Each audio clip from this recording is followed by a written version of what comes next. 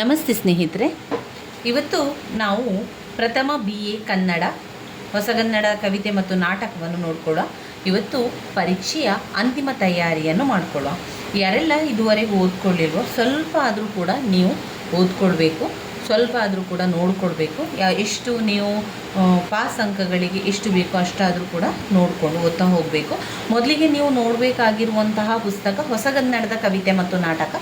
ಹೊಸಗನ್ನಡದ ಕವಿತೆ ಮತ್ತು ನಾಟಕ ಭಾಗದಿಂದಲೇ ಹೆಚ್ಚಿನ ಪ್ರಶ್ನೆಗಳು ಬರುವುದರಿಂದ ನಾವು ಇದನ್ನು ನೋಡ್ಕೊಳ್ಬೇಕು. ಯಾಕಂದರೆ ಹೊಸಗನ್ನಡದ ಕವಿತೆಗಳು ಮತ್ತು ನಾಟಕ ಭಾಗದಿಂದಲೇ ಅವರು ಅರ್ಥಗಳನ್ನು ಕೊಡುವಂಥದ್ದು, ಹಾಗೆ ಸಂದರ್ಭ ಸ್ವಾರಸ್ಯದ ಪ್ರಶ್ನೆಗಳನ್ನು ಕೊಡುವಂಥದ್ದು ಈ ಒಂದು ಭಾಗದಿಂದ. ಆದ್ದರಿಂದ ನೀವು ಮೊದಲಿಗೆ ನೋಡಬೇಕಾಗಿರುವಂಥದ್ದು ಹೊಸಗನ್ನಡದ ಕವಿತೆಗಳು ಮತ್ತು ನಾಟಕ ಭಾಗವನ್ನು.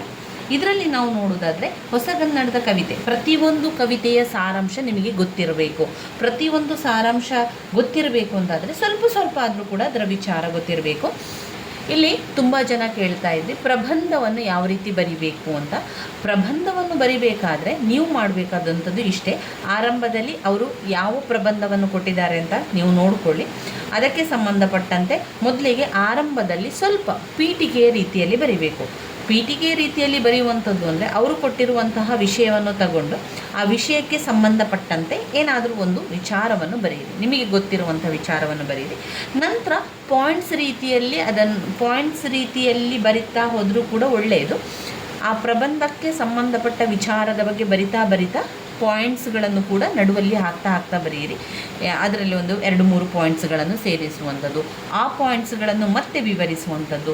ಈ ರೀತಿಯಾಗಿ ಬರಿತಾ ಪ್ರಬಂಧವನ್ನು ನೀವು ಬರಿತಾ ಹೋಗಿ. ಅಂಕಗಳನ್ನು ನೋಡಿಕೊಂಡು ಅವುಗಳ ಎಷ್ಟು ಪುಟ ಬರಿಬೇಕು ಅಂತ ನೀವು ನೋಡ್ತಾ ಹೋಗಿ. 5 ಅಂಕಕ್ಕಾದರೆ ಸಾಧಾರಣವಾಗಿ 1.5 ಪುಟದಷ್ಟು ಉತ್ತರ, 10 ಅಂಕಕ್ಕಾದರೆ ನಮಗೆ 3-4 ಪುಟದಷ್ಟು ಉತ್ತರ ಬೇಕಾಗಿರುವಂಥದ್ದು. ಈ ಹೊಸಗನ್ನಡದ ಕವಿತೆ ಮತ್ತು ನಾಟಕ ಭಾಗದಲ್ಲಿ ಅರ್ಥಗಳು ಕೂಡ ಇದೆ. ನಾನು ಜೊತೆಯಾಗಿ ನಿಮಗೆ ಎಲ್ಲವನ್ನು ಕೂಡ ಇವತ್ತು ನಾನು ಹೊಸಗನ್ನಡದ ಕವಿತೆ ಮತ್ತು ನಾಟಕ ಭಾಗವನ್ನು ನಿಮಗೆ ನಾನು ತಿಳಿಸ್ತಾ ಹೋಗ್ತೇನೆ. ಇದು ಪರೀಕ್ಷೆಯ ಅಂತಿಮ ತಯಾರಿ ಆಗಿರುವಂಥದ್ದು. ಪರೀಕ್ಷೆಯ ಅಂತಿಮ ತಯಾರಿಯಲ್ಲಿ ನೀವು ಆ ಒಂದು ಕವಿತೆಗೆ ಸಂಬಂಧಪಟ್ಟಂತೆ ವಿವರಣೆಯನ್ನು ನಾನು ಕೊಡೋದಿಲ್ಲ. ಇಲ್ಲಿ ನಿಮಗೆ ನಾನು ಸ್ವಲ್ಪ ಸಾರಾಂಶವನ್ನು ಕೊಡ್ತಾ ಹೋಗ್ತೇನೆ. ನೀವು ಅದನ್ನು ಅರ್ಥ ಮಾಡ್ಕೊಳ್ಬೇಕು. ಯಾರೆಲ್ಲ ಇದುವರೆಗೂ ಪುಸ್ತಕಗಳನ್ನು ನೋಡಿಕೊಳ್ಳಿಲ್ಲೋ, ಪರೀಕ್ಷೆಗೆ ಇನ್ನೇನು ಕೆಲವೇ ದಿನಗಳಿರೋದರಿಂದ ನೀವು ಅದನ್ನು ಸಾರಾಂಶ ಆದರೂ ಅರ್ಥ ಮಾಡಿಕೊಳ್ಳಿ. ಯಾಕೆ ಅಂತ ಹೇಳಿದರೆ ಸಂದರ್ಭ ಸ್ವಾರಸ್ಯ ಪ್ರಶ್ನೆ ಬರುವಂಥದ್ದು ಹೊಸಗನ್ನಡದ ಕವಿತೆಯಿಂದ. ಸಂದರ್ಭ ಸ್ವಾರಸ್ಯ ಹಾಗೆ ಸಂದರ್ಭ ಸಹಿತ ಬರೀಲಿಕ್ಕೆ ಪ್ರಶ್ನೆಗಳು ಬರುವಂಥದ್ದು ಕೂಡ ಹೊಸಗನ್ನಡದ ಕವಿತೆಗಳಿಂದ ಬರುವ ಕಾರಣ ನಾವೇನು ಮಾಡಬೇಕು, ಪ್ರತಿಯೊಂದು ಕವಿತೆಯ ಸಾರಾಂಶ ಗೊತ್ತಿರಬೇಕು. ಯಾವಾಗ ನಿಮಗೆ ಸಾರಾಂಶ ಗೊತ್ತಿರ್ತದೋ ಆಗ ಅದು ಯಾವ ಸಾಲುಗಳನ್ನು ಕೊಟ್ಟಿದ್ದಾರೆ, ಯಾವ ಸಂದರ್ಭ ಸ್ವಾರಸ್ಯ ಪ್ರಶ್ನೆಗಳನ್ನು ಕೊಟ್ಟಿದ್ದಾರೆ ಅಂತ ನಿಮಗೆ ಆಗ ತಕ್ಷಣ ಗೊತ್ತಾಗ್ತದೆ. ಹಾಗೆ ಅದಕ್ಕೆ ನೀವು ಆ ಒಂದು ಸಾರಾಂಶವನ್ನು ಬರೆದ್ರೆ ಸಾಕು. ಸಂದರ್ಭ ಸಹಿತ ಮತ್ತು ಸಂದರ್ಭ ಸ್ವಾರಸ್ಯದಲ್ಲಿ 2 ವ್ಯತ್ಯಾಸ ನೀವು ಕಾಣ್ಬೋದು. ಅದರಲ್ಲಿ ಒಂದು 2 ಅಂಕಕ್ಕೆ ಕೊಡ್ತಾರೆ, ಮತ್ತೊಂದು 5 ಅಂಕಕ್ಕೆ ಕೊಡ್ತಾರೆ. 5 ಅಂಕಕ್ಕಾದರೆ ಸಾಧಾರಣವಾಗಿ ನೀವು 1 ಪುಟದಷ್ಟು ಉತ್ತರವನ್ನು ಬರೀಬೇಕು. ಹಾಗೆ 2 ಅಂಕಕ್ಕಾದರೆ ನೀವು ಒಂದು ಅರ್ಧ ಪುಟದಷ್ಟು ಉತ್ತರವನ್ನು ಬರೀರಿ. 4 ಅಂಕ ಅಥವಾ 5 ಅಂಕಕ್ಕಾದರೆ 1 ಪುಟದಷ್ಟು ಸಂದರ್ಭ ಸ್ವಾರಸ್ಯದ ಪ್ರಶ್ನೆಗೆ ಉತ್ತರವನ್ನು ಬರೀಬೇಕು. ಏನು ಬರಿಬೇಕು ನೀವು ಉತ್ತರ ಅಂತ ಹೇಳಿದರೆ, ಅವರು ಕೊಟ್ಟ ಸಾಲುಗಳಿಗೆ ಅರ್ಥಗಳನ್ನು ಬರೆಯುವಂಥದ್ದು, ಅಂದರೆ ಆ ಸಾಲುಗಳ ಸಂಬಂಧಪಟ್ಟಂಥ ವಿಚಾರಗಳನ್ನು ಬರೆಯುವಂಥದ್ದು. ಹಾಗೆಯೇ ಆ ಸಂಪೂರ್ಣವಾದ ಕವಿತೆಯ ಸಾರಾಂಶವನ್ನು ಬರಿತಾ ಹೋಗಿ. ಒಂದು ವೇಳೆ ನಿಮಗೆ ಅದನ್ನು ವಿವರಿಸಲಿಕ್ಕೆ ಸಾಧ್ಯ ಆಗ್ತಾ ಇಲ್ಲ ಅಂತ ಆದರೆ ಆ ಸಾರಾಂಶ ನಿಮಗೆ ಏನು ಗೊತ್ತಿದೆ, ನೀವು ಏನು ಕೇಳಿದ್ದೀರಿ ಅದನ್ನು ಬರಿತಾ ಹೋಗಿ. ನಾನಿಲ್ಲಿ ನಿಮಗೆ ಪ್ರತಿಯೊಂದು ಕವಿತೆಯ ಚಿಕ್ಕದಾದ ಸರಳವಾಗಿರುವಂತಹ ಸಾರಾಂಶವನ್ನು ತಿಳಿಸ್ಕೊಡುವಂಥದ್ದು. ಇಲ್ಲಿ ನಾನು ವಿವರಿಸುವುದಿಲ್ಲ ನಿಮಗೆ. ಇವತ್ತು ಅಂತಿಮ ತಯಾರಿ ಆಗಿರುವ ಕಾರಣ ನಾನು ಪ್ರತಿಯೊಂದು ಕವಿತೆಯ ಸಾರಾಂಶವನ್ನು ಸರಳವಾಗಿ ನಿಮಗೆ ಸುಲಭವಾಗುವ ರೀತಿಯಲ್ಲಿ ನಿಮಗೆ ನಾನು ತಿಳಿಸ್ಕೊಡ್ತಾ ಹೋಗ್ತೇನೆ. ಹಾಗೆ ನಿಮಗೆ ಸಂಪೂರ್ಣವಾದ ಸಾರಾಂಶ ಬೇಕು ಅಥವಾ ಅದರ ಸಂಪೂರ್ಣ ವಿವರಣೆ ಬೇಕು ಅಂತಾದರೆ ನೀವು ಕಳೆದ ವಿಡಿಯೋದಲ್ಲಿ ನಾನು ಮಾಡಿರುವಂಥ ಹಳೆಯ ವಿಡಿಯೋವನ್ನು ನೋಡ್ಕೊಳ್ಳಿ. ಈ ಹಳೆಯ ವಿಡಿಯೋವನ್ನು ನಾನು ಪ್ಲೇಲಿಸ್ಟಲ್ಲಿ ಹಾಕಿರ್ತೇನೆ. ಪ್ಲೇಲಿಸ್ಟಲ್ಲಿದೆ, ಅದನ್ನು ನೀವು ಚೆಕ್ ಮಾಡ್ಕೊಳ್ಳಿ. ಅದರಲ್ಲಿ ಸಂಪೂರ್ಣವಾಗಿ ಕವಿತೆಯನ್ನು ನಿಮಗೆ ನಾನು ವಿವರಿಸಿದ್ದೇನೆ, ಹಾಗೆ ಸಾರಾಂಶವನ್ನು ಕೂಡ ತಿಳಿಸಿದ್ದೇನೆ. ಅದನ್ನು ನೀವು ನೋಡ್ಕೊಳ್ಬೋದು. ಯಾವಾಗ ಸಮಯ ಇಲ್ಲ, ನಿಮಗೆ ಓದ್ಕೊಳ್ಳಿಕ್ಕೆ ಸಮಯಾವಕಾಶ ಇಲ್ಲ ಅಂತಾದರೆ ನೀವು ಸಂಪೂರ್ಣವಾಗಿ ಈ ಎಲ್ಲ ಕವಿತೆಯ ಸಾರಾಂಶವನ್ನು ಈ ಒಂದು ಅಂತಿಮ ತಯಾರಿಯಲ್ಲಿ ಕೇಳ್ತಾ ಹೋಗಿ. ಆವಾಗ ನಿಮಗೆ ಸ್ವಲ್ಪ ಆದರೂ ಕೂಡ ಬರೆದು ಬರೀಲಿಕ್ಕೆ ಸಹಾಯ ಆಗ್ತದೆ. ಇನ್ನು ಕನ್ನಡ ಪರೀಕ್ಷೆಯನ್ನು ಬರಿಬೇಕಾದ್ರೆ ನೀವು ಒಂದು ನೆನಪಿನಲ್ಲಿ ಇಡಬೇಕಾಗಿರುವಂತಹ ಒಂದು ಅಂಶ ಅಂತ ಹೇಳಿದರೆ ತುಂಬಾ ಫಾಸ್ಟಾಗಿ ಉತ್ತರವನ್ನು ಬರಿತಾ ಹೋಗಬೇಕು, ತುಂಬ ಬೇಗ ಉತ್ತರವನ್ನು ಬರಿತಾ ಹೋಗಬೇಕು. ಇಲ್ಲ ಅಂತಾದರೆ ಸಮಯ ಸಾಕಾಗೋದಿಲ್ಲ. ಯಾಕಂದರೆ ಕನ್ನಡದಲ್ಲಿ ತುಂಬ ಪ್ರಶ್ನೆಗಳನ್ನು ಕೊಡ್ತಾರೆ, ಎಲ್ಲದಕ್ಕೂ ಕೂಡ ಉತ್ತರವನ್ನು ಬರೀಲಿಕ್ಕೆ ಸಮಯ ಸಾಕಾಗೋದಿಲ್ಲ. ಅದರಿಂದ ನಾವು ಆರಂಭದಿಂದ ಅಂದರೆ ಸಂದರ್ಭ ಸ್ವಾರಸ್ಯದ ಪ್ರಶ್ನೆಯನ್ನು ಕೊಡ್ತಾರೆ, ಅರ್ಥ ಕೊಡ್ತಾರೆ, ಸಂದರ್ಭ ಸಹಿತ ಪ್ರಶ್ನೆಯನ್ನು ಕೊಡ್ತಾರೆ. ಇದೆಲ್ಲವನ್ನು ಕೂಡ ನಾವು ಸಾಧ್ಯ ಆದಷ್ಟು ಅರ್ಧ ಗಂಟೆಯ ಒಳಗಾಗಿ ನೀವು ಮುಗಿಸಿ ಬಿಡಬೇಕು. ಅದಾದ ನಂತರ ಅವರು ಪ್ರಶ್ನೋತ್ತರವನ್ನು ಕೊಡುವಂಥದ್ದು, ಅದನ್ನು ತುಂಬ ಫಾಸ್ಟಾಗಿ ಬರಿತಾ ಹೋಗಬೇಕು. ನಿಧಾನವನ್ನು ಮಾಡಬೇಡಿ. ನಿಧಾನವನ್ನು ಮಾಡಿದರೆ ಏನಾಗ್ತದೆ, ವಿಭಾಗ ಸಿ ಯಲ್ಲಿರುವಂತಹ ಪ್ರಶ್ನೆ ಎಲ್ಲ ಕೂಡ ಬಾಕಿ ಆಗ್ತದೆ, ಬರೀಲಿಕ್ಕೆ ಸಾಧ್ಯ ಆಗೋದಿಲ್ಲ. ಆದ್ದರಿಂದ ಕನ್ನಡ ಪರೀಕ್ಷೆಯನ್ನು ಬರಿಬೇಕಾದ್ರೆ ನೀವು ತುಂಬಾ ನೆನಪಲ್ಲಿಟ್ಟು ಇದನ್ನು ಬರಿತಾ ಹೋಗಬೇಕು. ತುಂಬ ಫಾಸ್ಟಾಗಿ ವೇಗವಾಗಿ ನಿಮ್ಮ ಒಂದು ಉತ್ತರ ಬರಿತಾ ಹೋಗಬೇಕು. ಹೆಚ್ಚು ಹೊತ್ತು ಸಮಯಾವಕಾಶವನ್ನು ಹಾಳು ಮಾಡುವಂಥದ್ದು ಯೋಚನೆ ಮಾಡ್ಕೊಂಡು ಕೂತ್ಕೊಳ್ಳಿಕ್ಕಿಲ್ಲ. ತುಂಬಾ ಯೋಚನೆ ಮಾಡ್ಕೊಂಡು ಕೂತ್ಕೊಂಡ್ರೆ ಅಲ್ಲಿ ಸಮಯ ಎಲ್ಲ ಹೋಗ್ತದೆ, ನಮಗೆ ಬರೀಲಿಕ್ಕೆ ಕೂಡ ಸಾಧ್ಯ ಆಗೋದಿಲ್ಲ. ಅದನ್ನು ನೆನಪಲ್ಲಿ ಇಟ್ಕೊಳ್ಳಿ. ನಾವು ಹೊಸಗನ್ನಡದ ಕವಿತೆಯ ಎಲ್ಲ ಒಂದು ಕವಿತೆಯ ಬಗ್ಗೆ ತಿಳಿತಾ ಹೋಗುವ. ಹಾಗೆ ಅದರ ಜೊತೆಗೆ ಅದರಲ್ಲಿ ಬಂದಿರುವಂತಹ ಮುಖ್ಯವಾದ ಅರ್ಥಗಳನ್ನು ಕೂಡ ನಿಮಗೆ ನಾನು ತಿಳಿಸ್ತಾ ಹೋಗ್ತೇನೆ. ಇದರಲ್ಲೇ ಮುಖ್ಯವಾದ ಅರ್ಥ, ಹಾಗೆ ಅದರ ಜೊತೆಗೆ ಸಂದರ್ಭ ಸ್ವಾರಸ್ಯದ ಪ್ರಶ್ನೆಗಳನ್ನು ಕೂಡ ನೋಡ್ತಾ ಹೋಗುವ. ಎಲ್ಲವನ್ನು ಕೂಡ ಕೇಳ್ತಾ ಗಮನಿಸ್ತಾ ಹೋಗಿ. ಮೊದಲಿಗೆ ಬರುವಂತಹ ಒಂದು ಕವಿತೆ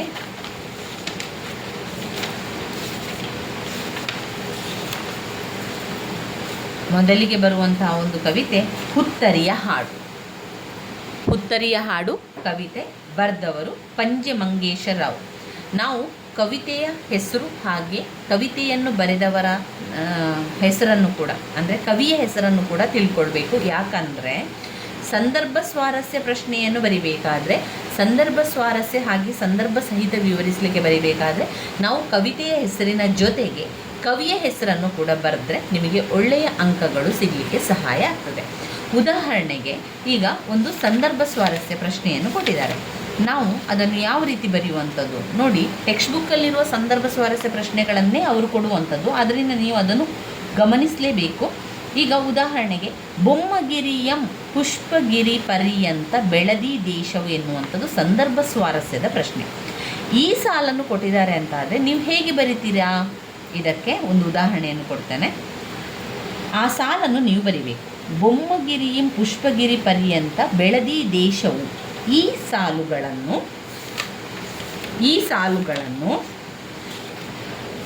ಹುತ್ತರಿಯ ಹಾಡು ಕವಿತೆಯಿಂದ ಆರಿಸಿಕೊಳ್ಳಲಾಗಿದೆ.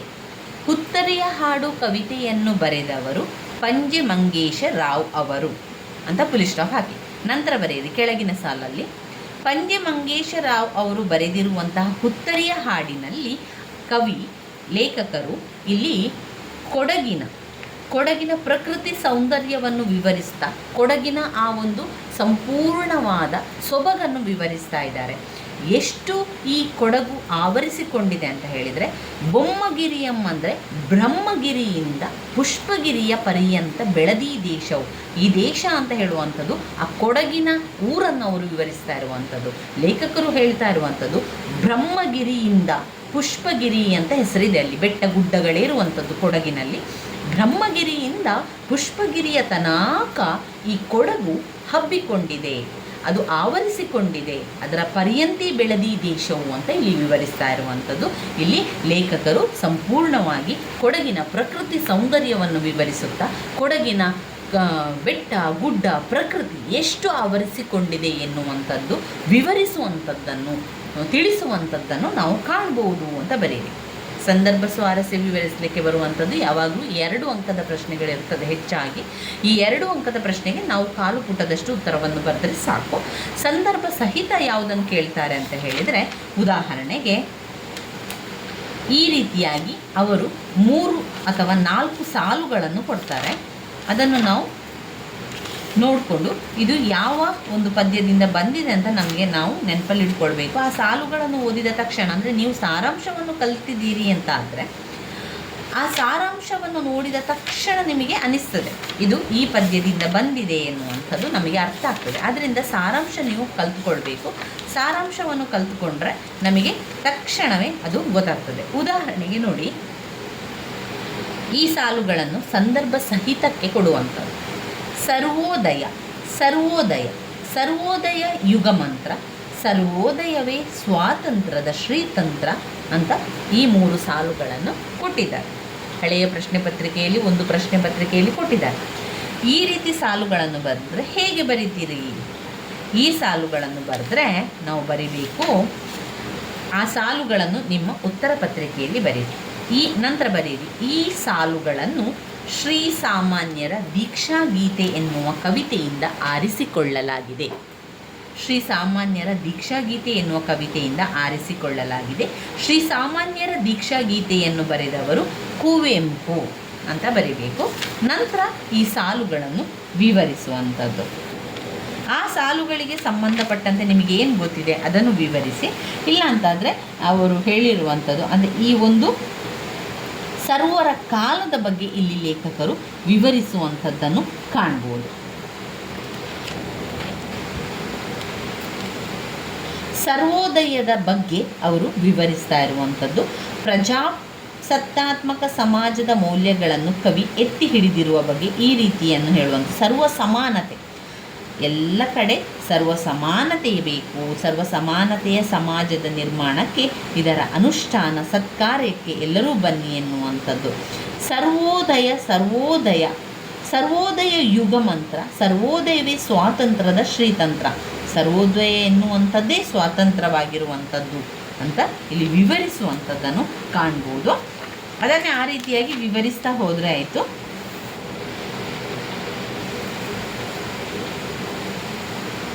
ರಾಜಪ್ರಭುತ್ವದ ಸರ್ವಾಧಿಕಾರ ಕಾಲ ಮುಗೀತೆಂದು ನೇರವಾಗಿ ಕರೆದುಕೊಡುವ ಕವಿ ಇದು ಸರ್ವರ ಕಾಲ ಎಂದು ಹೇಳಲು ಮರೆಯುವುದಿಲ್ಲ. ರಾಜಮನೆತನದ ನೆರೆಯಲ್ಲಿದ್ದುಕೊಂಡೇ ಕವಿಗರಸು ಗಿರಸುಗಳ ಭಯವಿಲ್ಲ ಎಂದು ರಾಜಪ್ರಭುತ್ವವನ್ನು ಧಿಕ್ಕರಿಸಿ ನಡೆದ ಕವಿಯ ನೈತಿಕ ಧೈರ್ಯ ಸರ್ವಕಾಲವೂ ಮಾನ್ಯವೂ ಆದುದಾಗಿದ್ದೆ.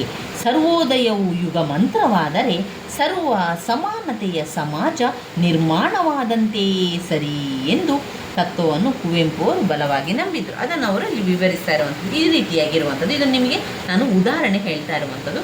ಈಗ ನಾವು ಕವಿತೆಯ ಸಾರಾಂಶವನ್ನು ತಿಳ್ಕೊಳ್ತಾ, ಕವಿತೆಯ ಅರ್ಥವನ್ನು ತಿಳ್ಕೊಳ್ತಾ, ಕವಿತೆಯ ಸ್ವಾರಸ್ಯ, ಸಂದರ್ಭ ಸ್ವಾರಸ್ಯದ ಪ್ರಶ್ನೆಗಳನ್ನು ಆದಷ್ಟು ಬೇಗ ನೋಡ್ತಾ ಹೋಗುವ. ಮೊದಲಿಗೆ ಹುತ್ತರಿಯ ಹಾಡು ಕವಿತೆಯನ್ನು ಬರೆದವರು ಪಂಜೆ ಮಂಗೇಶರಾವ್ ಅವರು. ಇಲ್ಲಿ ಹುತ್ತರಿಯ ಹಾಡು ಅನ್ನುವಂಥದ್ದು ಕೊಡಗಿನ ಒಂದು ಹಬ್ಬದ ಬಗ್ಗೆ ವಿವರಿಸ್ತಾ ಇದ್ದಾರೆ. ಪಂಜೆ ಮಂಗೇಶರಾವ್ ಅವರು ಕೊಡಗಿನಲ್ಲಿ ಆಚರಿಸುವಂತಹ 1 ವಾರಗಳ ಕಾಲ ಆಚರಿಸುವಂತಹ ಒಂದು ಹಬ್ಬ, ಅದಕ್ಕೆ ಹುತ್ತರಿಯ ಹಬ್ಬ ಅಂತ ಕರೀತಾರೆ. ಹುತ್ತರಿಯ ಹಬ್ಬ ಅಂತ ಹೇಳಿದರೆ ಹೊಸ ತೆನೆಯನ್ನು, ಹೊಸ ಬೆಳೆಯನ್ನು ಮನೆಗೆ ತರುವಂತಹ ಸಂದರ್ಭವನ್ನು ಇಲ್ಲಿ ಲೇಖಕರು ನಮಗೆ ವಿವರಿಸ್ತಾ ಇರುವಂಥದ್ದು. ಹೊಸ ಬೆಳೆಯನ್ನು ಮನೆಗೆ ತರುವ ಸಂದರ್ಭದಲ್ಲಿ ಸುಮಾರು 1 ವಾರಗಳ ಕಾಲ ಆಚರಿಸುವಂತಹ ಹಬ್ಬವನ್ನು ನಾವೇನು ಹೇಳ್ತೇವೆ, ಹುತ್ತರಿಯ ಹಾಡು ಅಂತ ಹೇಳ್ತಾರೆ. ಈ ಒಂದು ಹಬ್ಬವನ್ನು ನವೆಂಬರ್ ಮತ್ತು ಡಿಸೆಂಬರ್ ತಿಂಗಳುಗಳ ಆ ಒಂದು ಹುಣ್ಣಿಮೆಯ ದಿನವನ್ನು ಆಚರಿಸ್ತಾರೆ. ಆ 1 ವಾರಗಳ ಕಾಲ ಕೂಡ ತುಂಬ ಸಡಗರದಿಂದ ಈ ಹಬ್ಬವನ್ನು ಆಚರಿಸ್ತಾರೆ. ಬೇರೆ ಬೇರೆ ಅಡುಗೆಗಳನ್ನು ಮಾಡಿಕೊಂಡು ಹಾಡುಗಳನ್ನು ಹಾಡುವಂಥದ್ದು, ನೃತ್ಯ ಮಾಡುವಂಥದ್ದು, ಈ ರೀತಿಯ ಆಚರಣೆಗಳಲ್ಲಿ ಇರ್ತದೆ. ಇಲ್ಲಿ ನಮ್ಮ ಲೇಖಕರು ಪಂಜೆ ಮಂಗೇಶರಾವ್ ಅವರು ಹುತ್ತರಿಯ ಹಾಡು ಕವಿತೆಯಲ್ಲಿ ಅವರು ಕೊಡಗಿನ ಆ ಒಂದು ಹಬ್ಬದ ಬಗ್ಗೆ ವಿವರಿಸ್ತಾರೆ. ಅದರ ಜೊತೆಗೆ ಕೊಡಗಿನ ಜನರ ಒಂದು ಧೈರ್ಯ, ಸ್ಥೈರ್ಯ, ಅವರ ಒಂದು ಸಾಹಸವನ್ನು ವಿವರಿಸುವಂಥದ್ದನ್ನು ಕೂಡ ಈ ಒಂದು ಕವಿತೆಯಲ್ಲಿ ನಾವು ಕಾಣ್ತೇವೆ. ಅದರ ಜೊತೆಗೆ ಕೊಡಗಿನ ಪ್ರಕೃತಿ ಸೌಂದರ್ಯವನ್ನು ಕೂಡ ವಿವರಿಸುವಂಥದ್ದನ್ನು ಕಾಣ್ಬೋದು. ಕೊಡಗಿನ ಪ್ರಕೃತಿ ಸೌಂದರ್ಯ, ಅಲ್ಲಿನ ಕೊಡಗಿನ ಜನರ ಜೀವನ, ಕೊಡಗಿನ ಜನರ ಆಚಾರ ವಿಚಾರಗಳು ಈ ಒಂದು ಕವನದಲ್ಲಿ ಸೊಗಸಾಗಿ ಲೇಖಕರು ಪಂಜೆ ಮಂಗೇಶರಾವ್ ಅವರು ತಿಳಿಸಿಕೊಡುವಂಥದ್ದನ್ನು ಕಾಣ್ಬೋದು. ಹುತ್ತರಿಯ ಹಾಡು ಕವಿತೆಯಲ್ಲಿ ಪಂಜೆ ಮಂಗೇಶರಾವ್ ಅವರು ಸಂಪೂರ್ಣವಾಗಿ ಕೊಡವ ಜನಾಂಗದ ವಿಶಿಷ್ಟ ಹಬ್ಬವಾದಂತಹ ಹುತ್ತರಿಯ ಹಿನ್ನೆಲೆಯಲ್ಲಿ ರಚಿತವಾದಂಥ ಈ ಒಂದು ಕವಿತೆಯನ್ನು ಹಬ್ಬದ ವಿವರಣೆಗಳನ್ನು ಕೊಡ್ತಾ ಹಬ್ಬದ ವಿವರಣೆಗಳನ್ನು ನೀಡುತ್ತಾ ಕೊಡಗಿನ ಜನರ ಪರಂಪರೆಯ ವೈಭವ, ಅವರ ಒಂದು ಪರಾಕ್ರಮತೆ, ಅವರ ಒಂದು ಶಕ್ತಿ, ಅವರ ಒಂದು ಪರಾಕ್ರಮದ ವಿಶಿಷ್ಟತೆಯನ್ನು ಸುಂದರವಾಗಿ ನಮಗೆ ಅಭಿವ್ಯಕ್ತಗೊಳಿಸುವಂಥದ್ದನ್ನು ನಾವಿಲ್ಲಿ ಕಾಣ್ಬೋದು. ಈ ಹುತ್ತರಿಯ ಹಾಡು ಇರುವಂಥದ್ದು ಕೊಡಗಿನ ಹಬ್ಬದ ಬಗ್ಗೆ, ಕೊಡಗಿನ ಪ್ರಕೃತಿ ಸೌಂದರ್ಯದ ಬಗ್ಗೆ, ಕೊಡಗಿನ ಜನರ ಧೈರ್ಯ, ಸ್ಥೈರ್ಯ, ಅವರ ಒಂದು ಸಾಹಸದ ಹೆಸರನ್ನು ವಿವರಿಸ್ತಾ ಇರುವಂಥದ್ದು ಕಾಣ್ಬೋದು. ಈ ಸಾಲನ್ನು ನೋಡ್ಕೊಳ್ಳಿ. ಸಂದರ್ಭ ಸ್ವಾರಸ್ಯದ ಪ್ರಶ್ನೆ. ಬೊಮ್ಮಗಿರಿ ಪುಷ್ಪಗಿರಿ ಪರ್ಯಂತಿ ಬೆಳದಿ ದೇಶವು. ಇಲ್ಲಿ ಬ್ರಹ್ಮಗಿರಿಯಿಂದ ಪುಷ್ಪಗಿರಿಯ ತನಕ ವ್ಯಾಪಿಸಿರುವ ಕೊಡಗು ಎಲ್ಲಿ ನೋಡಿದರೂ ಹಚ್ಚ ಹೊದ್ದು ಮಲಗಿದಂತಿದೆ. ದಾನ, ಧರ್ಮ, ಕಟ್ಟು ಕಳೆ, ನೀತಿಗಳಿಗೆ ಚ್ಯುತಿ ಬಾರದಂತೆ ಬದುಕಿದ ಹಿರಿಮೆ ಕೊಡಗಿನ ಜನರದ್ದು. ಆದ್ದರಿಂದ ಕವಿ ಈ ಒಂದು ಕೊಡಗಿನ ನಾಡನ್ನು ಧರ್ಮದಾನದ ಕಟ್ಟು ಕಳೆಗಳ ನೀತಿಯ ಕೋಶ ಅಂತ ಇಲ್ಲಿ ವರ್ಣಿಸ್ತಾ ಇರುವಂಥದ್ದು ಔಚಿತ್ಯಪೂರ್ಣವಾಗಿ ನಮಗೆ ಇಲ್ಲಿ ಕಾಣಸಿಗುವಂಥದ್ದು. ನಮ್ಮ ಕೊಡಗಿದು ಜಮ್ಮದು, ಜಮ್ಮ ಕೊಡಗಿದು ನಮ್ಮದು. ಅಂದರೆ ನಮ್ಮ ಕೊಡಗಿದು, ನಮ್ಮ ಕೊಡಗಿದು ಎಂದು ವಿವರಿಸುವಂಥದ್ದು. ನಮ್ಮ ಕೊಡಗಿ, ನಾವು ಯಾವತ್ತೂ ಅದಕ್ಕೆ ಹೆದರುವುದಿಲ್ಲ. ಇಲ್ಲಿ ಕೊಡಗು ಅದೇನು ಸಾಮಾನ್ಯವಾದ ಪ್ರದೇಶವಲ್ಲ, ರಾಜರಿಂದ ಇನಾಮಾಗಿ ಬಂದ ಭೂಮಿ.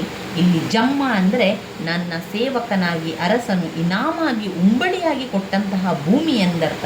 ಅದರಿಂದ ದಾನವಾಗಿ ಬಳುವಳಿಯಾಗಿ ಬಂದ ಭೂಮಿಯಲ್ಲಿ ಕೊಡವರು ಹೆಮ್ಮೆಯಿಂದ ನೆಲೆಸಿದ್ದಾರೆ. ಅದಕ್ಕೆ ಅವರು ಹೇಳುವಂಥದ್ದು, ಸುಖದ ಆನಂದಗಳಿಂದ ಮೈಮರೆತು ನಮ್ಮ ಕೊಡಗಿದು ಜಮ್ಮದು, ಜಮ್ಮ ಕೊಡಗಿದು ನಮ್ಮದು ಅಂತ ನಮ್ಮೊಡಲ ಕಿಡಲಮ್ಮನು ಬಿಡಲಮ್ಮದು ಎಂದು ಹಾಡಿ ಕುಣಿದು ನೆಲೆಯುವ ಹೆಮ್ಮೆಯ ದೇಶಪ್ರೇಮ ಕೊಡವರದಾಗಿದೆ. ತಾಯ್ನೆಲದ ಅಭಿಮಾನ ಅವರ ಅಂತರಾಳದಲ್ಲಿ ಹುದುಗಿ ನಿಂತಿದೆ. ಯಾವುದೇ ಕಾರಣಕ್ಕೂ ನಾಡಿನ ವೈಶಿಷ್ಟ್ಯವನ್ನು, ಹಿರಿಮೆ ಗರಿಮೆಗಳನ್ನು ಬಿಟ್ಟು ಬದುಕುವ ಜಾಯಮಾನದವರಲ್ಲ ಕೊಡವರು ಎಂದ ಆಶಯ ನಮಗೆ ಈ ಸಾಲುಗಳಲ್ಲಿ ಕಂಡುಬರುತ್ತದೆ. ಈ ಒಂದು ಪದ್ಯದಲ್ಲಿ ಇವಿಷ್ಟನ್ನು ನೆನಪಲ್ಲಿಟ್ಕೊಳ್ಳಿ. ಇವಿಷ್ಟು ವಿಚಾರ ನಿಮಗೆ ಗೊತ್ತಿರಲಿ. ಹಾಗೆ ಒಮ್ಮೆ ಅರ್ಥವನ್ನು ನೋಡ್ಕೊಳ್ತಾ ಬರುವ. ಬಿಮ್ಮನೆ, ಇಲ್ಲಿ ನಾನು ಮುಖ್ಯವಾಗಿರುವಂತಹ ಇಂಪಾರ್ಟೆಂಟ್ ಆಗಿರುವಂಥ ಅರ್ಥವನ್ನು ಮಾತ್ರ ಗುರುತು ಹಾಕ್ಕೊಂಡಿರುವಂಥದ್ದು. ನಿಮಗೆ ಹೆಚ್ಚಿನ ಅರ್ಥವನ್ನು ಓದಬೇಕು ಅಂತಾದರೆ ನಿಮ್ಮ ಟೆಕ್ಸ್ಟ್ ಬುಕ್ಕಲ್ಲಿ ನೋಡ್ಕೊಳ್ಳಿ ಅಥವಾ ಇದರಲ್ಲಿ ನೋಡ್ಕೊಳ್ಳಿ. ನಾನು ಇಂಪಾರ್ಟೆಂಟ್ ಆಗಿರುವಂತಹ ಅರ್ಥಗಳನ್ನು ಮಾತ್ರ ನಿಮಗೆ ನಾನು ಹೇಳ್ತಾ ಹೋಗ್ತೇನೆ. ಬಿಮ್ಮನೆ ಅಂದರೆ ಸುಮ್ಮನೆ, ಬಿಮ್ಮನೆ ಇರು, ಸುಮ್ಮನೆ ಇರು ಅಂತ ಹೇಳುವಂಥದ್ದು. ಬಿಮ್ಮನೆ ಅಂದರೆ ಸುಮ್ಮನೆ. ಗಿರಿ ಅಂದರೆ ಬೆಟ್ಟ, ಗಿರಿ ಅಂದರೆ ಬೆಟ್ಟ. ಬಗ್ಗ ಅಂದರೆ ಏನು? ಬಗ್ಗ ಅಂದರೆ ಹುಲಿ, ಬಗ್ಗ ಅಂದರೆ ಹುಲಿ.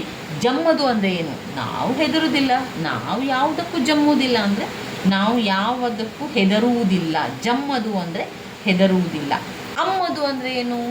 ಜಮ್ಮದು ಅಂದರೆ ಹೆದರುವುದಿಲ್ಲ, ಅಮ್ಮದು ಅಂದರೆ ಅವಕಾಶ ಕೊಡುವುದಿಲ್ಲ. ಅಮ್ಮದು ಅಂದರೆ ಅವಕಾಶ ಕೊಡುವುದಿಲ್ಲ. ಹೊಯ್ಲು ಅಂದರೆ ಏನು? ಹೊಯ್ಲು ಅಂದರೆ ಹೊಡೆತ, ಹೊಯ್ಲು ಅಂದರೆ ಹೊಡೆತ. ಇನ್ನು ಸಂದರ್ಭ ಸ್ವಾರಸ್ಯದ ಪ್ರಶ್ನೆಗಳನ್ನು ನೋಡುವ. ಸಂದರ್ಭ ಸ್ವಾರಸ್ಯದ ಪ್ರಶ್ನೆಗಳಲ್ಲಿ ಯಾವ ಪ್ರಶ್ನೆಗಳೆಲ್ಲ ಬಂದಿದೆ? ಎಲ್ಲಿ ನೆಲವನ್ನು ತಣಿಸಿ ಜನಮನ ಹೊಲದ ಕಳೆವಳೋ, ಸವಿದು ಮೊದ್ದರೋ ಯಾರು ಪೂರ್ವದಿ ಹುಲಿಯ ಹಾಲಿನ ಮೇವನು. ನೋಡಿ, ಈ ಒಂದು ಪ್ರಶ್ನೆಗಳನ್ನು ಒಮ್ಮೆ ಓದ್ತಾ ಹೋಗಿ, ಆಗ ನಿಮಗೆ ಗೊತ್ತಿರ್ತದೆ ಈ ಒಂದು ಸಾಲು ಅಲ್ಲಿ ನಾನು ನೋಡಿದ್ದೇನೆ, ಕೇಳಿದ್ದೇನೆ ಎನ್ನುವಂಥದ್ದು. ಅದು ಹುತ್ತರಿಯ ಹಾಡು ಕವಿತೆಯಿಂದ ಹುಲಿ ಬರುವಂಥದ್ದು, ಪ್ರಕೃತಿ ಸೌಂದರ್ಯವನ್ನು ವಿವರಿಸುವಂಥದ್ದು, ಅದೆಲ್ಲ ಕೂಡ ಕೊಡಗಿನ ಈ ಒಂದು ಕವಿತೆಯಲ್ಲಿ, ಹುತ್ತರಿಯ ಹಾಡು ಕವಿತೆಯಲ್ಲಿ ಬರುವಂಥದ್ದು. ಸಮೆದು ಸವಿಯದ ಸಾಹಸತ್ವದ ಕ್ಷೇತ್ರ ಬೇಟೆಯ ಮೆರೆದರು, ತಮ್ಮ ನಾಡಿನ ಕೊರಡು ದಾಸ್ಯದ ಮೊಗದ ಧಾರಕ್ಕೆ ಬಗ್ಗದೋಳ್. ಬೊಮ್ಮಗಿರಿಯಂ ಪುಷ್ಪಗಿರಿ ಪರ್ಯಂತ ಬೆಳದಿ ದೇಶವು. ಧರ್ಮದಾನದ ಕಟ್ಟು ಕಟ್ಟಳೆ ನೀತಿಯ ಕೋಶವು. ಇದು ಅಗಸ್ತ್ಯನ ತಪದ ಮಣಿ, ಕಾವೇರಿ ತಾಯಿಯ ತಮ ವರ್ಣನೆ. ಒಮ್ಮತವು ಒಗ್ಗಟ್ಟು ಒಂದೇ ಮನವು ಎಲ್ಲಿದೆ ಹೇಳಿರಿ. ಒಮ್ಮತವು ಒಗ್ಗಟ್ಟು ಒಂದೇ ಮನವು ಎಲ್ಲಿದೆ ಹೇಳಿರಿ. ಈ ಒಂದು ಸಾಲುಗಳನ್ನು ಸ್ವಲ್ಪ ನೆನಪಲ್ಲಿಟ್ಕೊಳ್ಳಿ. ಈ ಒಂದು ಸಾಲು ಯಾವುದರಿಂದ ಬಂದಿದೆ ಅಂದರೆ ಹುತ್ತರಿಯ ಹಾಡು ಕವಿತೆಯಿಂದ ಬಂದಿರುವಂಥದ್ದು. ಇವಿಷ್ಟ ಆಯ್ತು ಇದಕ್ಕೆ. ಇನ್ನು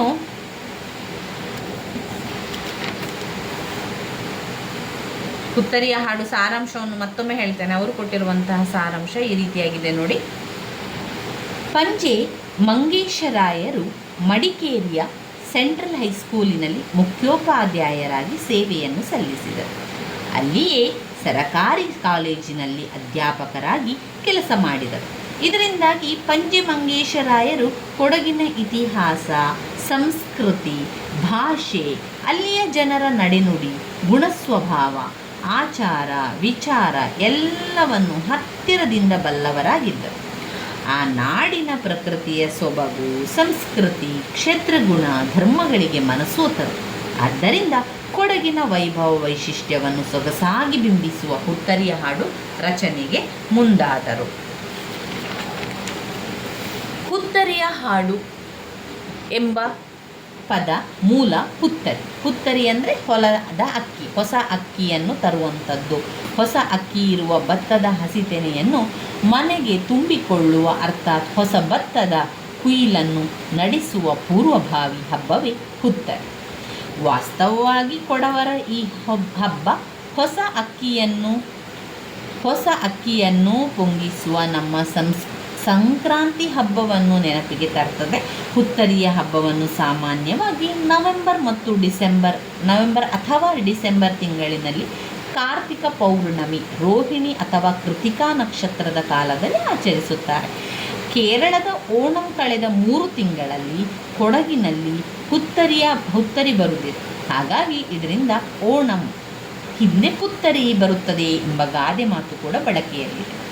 ಕೊಡಗಿನಲ್ಲಿ ಶಾಲಾ ಇನ್ಸ್ಪೆಕ್ಟರ್ ಆಗಿ ವೃತ್ತಿನಿರತರಾಗಿದ್ದ ಕಾಲದಲ್ಲಿ ಕವಿ ಪಂಜೆಯವರಿಗೆ ಆ ನಾಡು, ಜನ, ಅವರ ಸ್ಥೈರ್ಯ, ಧೈರ್ಯ, ಶೌರ್ಯ, ಔದಾರ್ಯದಂತಹ ಉದಾತ್ತವೂ ಮೌಲಿಕವೂ ಆದ ಗುಣಗಳು ಹೃದಯಸ್ಪರ್ಶಿಯಾಗಿ ಕಂಡು ಇಂತಹ ಒಂದು ಅತ್ಯದ್ಭುತ ರಚನೆಗೆ ಸ್ಫೂರ್ತಿ ಉಂಟಾಗಿದೆ. ಹುತ್ತರಿ ಹಾಡು ಗಮಕಕ್ಕೆ, ವಾಚನಕ್ಕೆ ಸೊಗಸಾಗಿ ಒಪ್ಪುತ್ತದೆ. ಇದು ಒಂದು ಪ್ರಗಾದದ ಹಾಗೆ, ಒಂದು ಉತ್ಸವ ಗೀತೆ ಅಂತ ಹೇಳ್ತಾ ಇದ್ದಾರೆ. ಇನ್ನು ಬರುವಂತಹ ಕವಿತೆ ದುಃಖಸೇತು. ದುಃಖಸೇತು ಕವಿತೆಯನ್ನು ಬರೆದವರು BM ಶ್ರೀ ಅವರು. ಈ ಒಂದು ದುಃಖಸೇತು ಕವಿತೆಯು ನಮಗೆ ಹರೆಯದ ಹೆಣ್ಣೊಬ್ಬಳ ದುರಂತ ದಾರುಣ ಸಾವು. ಯಾವುದರಲ್ಲಿ? ದುಃಖಸೇತು ಎನ್ನುವಂತಹ ಕವಿತೆಯಲ್ಲಿ ಹರೆಯದ ಹೆಣ್ಣೊಬ್ಬಳ ದುರಂತ ದಾರುಣ ಸಾವು ಈ ಒಂದು ಪದ್ಯದ ವಸ್ತುವಾಗಿರುವಂಥದ್ದು. ಕಟುಕ ಕಾಮುಕನೊಬ್ಬನ ಒಂದು ಕಾಮದಾಸೆಗೆ ತುತ್ತಾಗಿ ಸಮಾಜದಿಂದ ಬಹಿಷ್ಕೃತಳಾಗಿ ಅಪಮಾನವನ್ನು ಸಹಿಸಲು ಸಾಧ್ಯವಾಗದೆ ದುಃಖವನ್ನು ಮಡುವಾಗಿಸಿಕೊಂಡು ಹೊಳೆಗೆ ಹಾರಿ ಪ್ರಾಣವನ್ನು ತ್ಯಜಿಸ್ತಾಳೆ. ಕ್ರೂರ ಸಮಾಜದಿಂದ ಬಿಡುಗಡೆ ಹೊಂದಿದ ಹತಭಾಗ್ಯ ಹೆಣ್ಣೊಬ್ಬಳು ಹೃದಯ ವಿದ್ರಾಕ ವ್ಯಥೆಯ ಚಿತ್ರಣವನ್ನು ನಾವು ಈ ಒಂದು ಕವನದಲ್ಲಿ ಕಾಣ್ಬೋದು. ಮನುಷ್ಯ ಮಾಡುವಂತಹ ಹಿಂಸೆ, ಘೋರ ಪಾಪಗಳನ್ನು ಸಮಾಜ ಒಪ್ಪುವುದಿಲ್ಲವಾದರೂ ಬೇರೆಯವರಿಂದ ದಮನಕ್ಕೊಳಗಾಗಿ ಉಂಟಾಗುವ ಪಾಪವೇ ತನ್ನ ಪಾಪವೆಂದು ಒಪ್ಪಿ ಪಶ್ಚಾತ್ತಾಪ ಪಡುವಂಥದ್ದು. ಅನಾಥೆಯನ್ನು ರಕ್ಷಿಸಲು ಸಮಾಜದ ಯಾರೊಬ್ಬರೂ ಕೂಡ ಮುಂದೆ ಬರುವುದಿಲ್ಲ ಎಂಬುದು ಈ ಒಂದು ಕವನದ ಆಶಯವಾಗಿದೆ.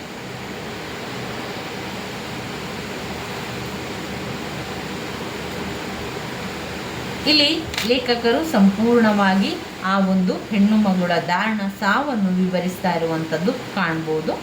ಇಲ್ಲಿ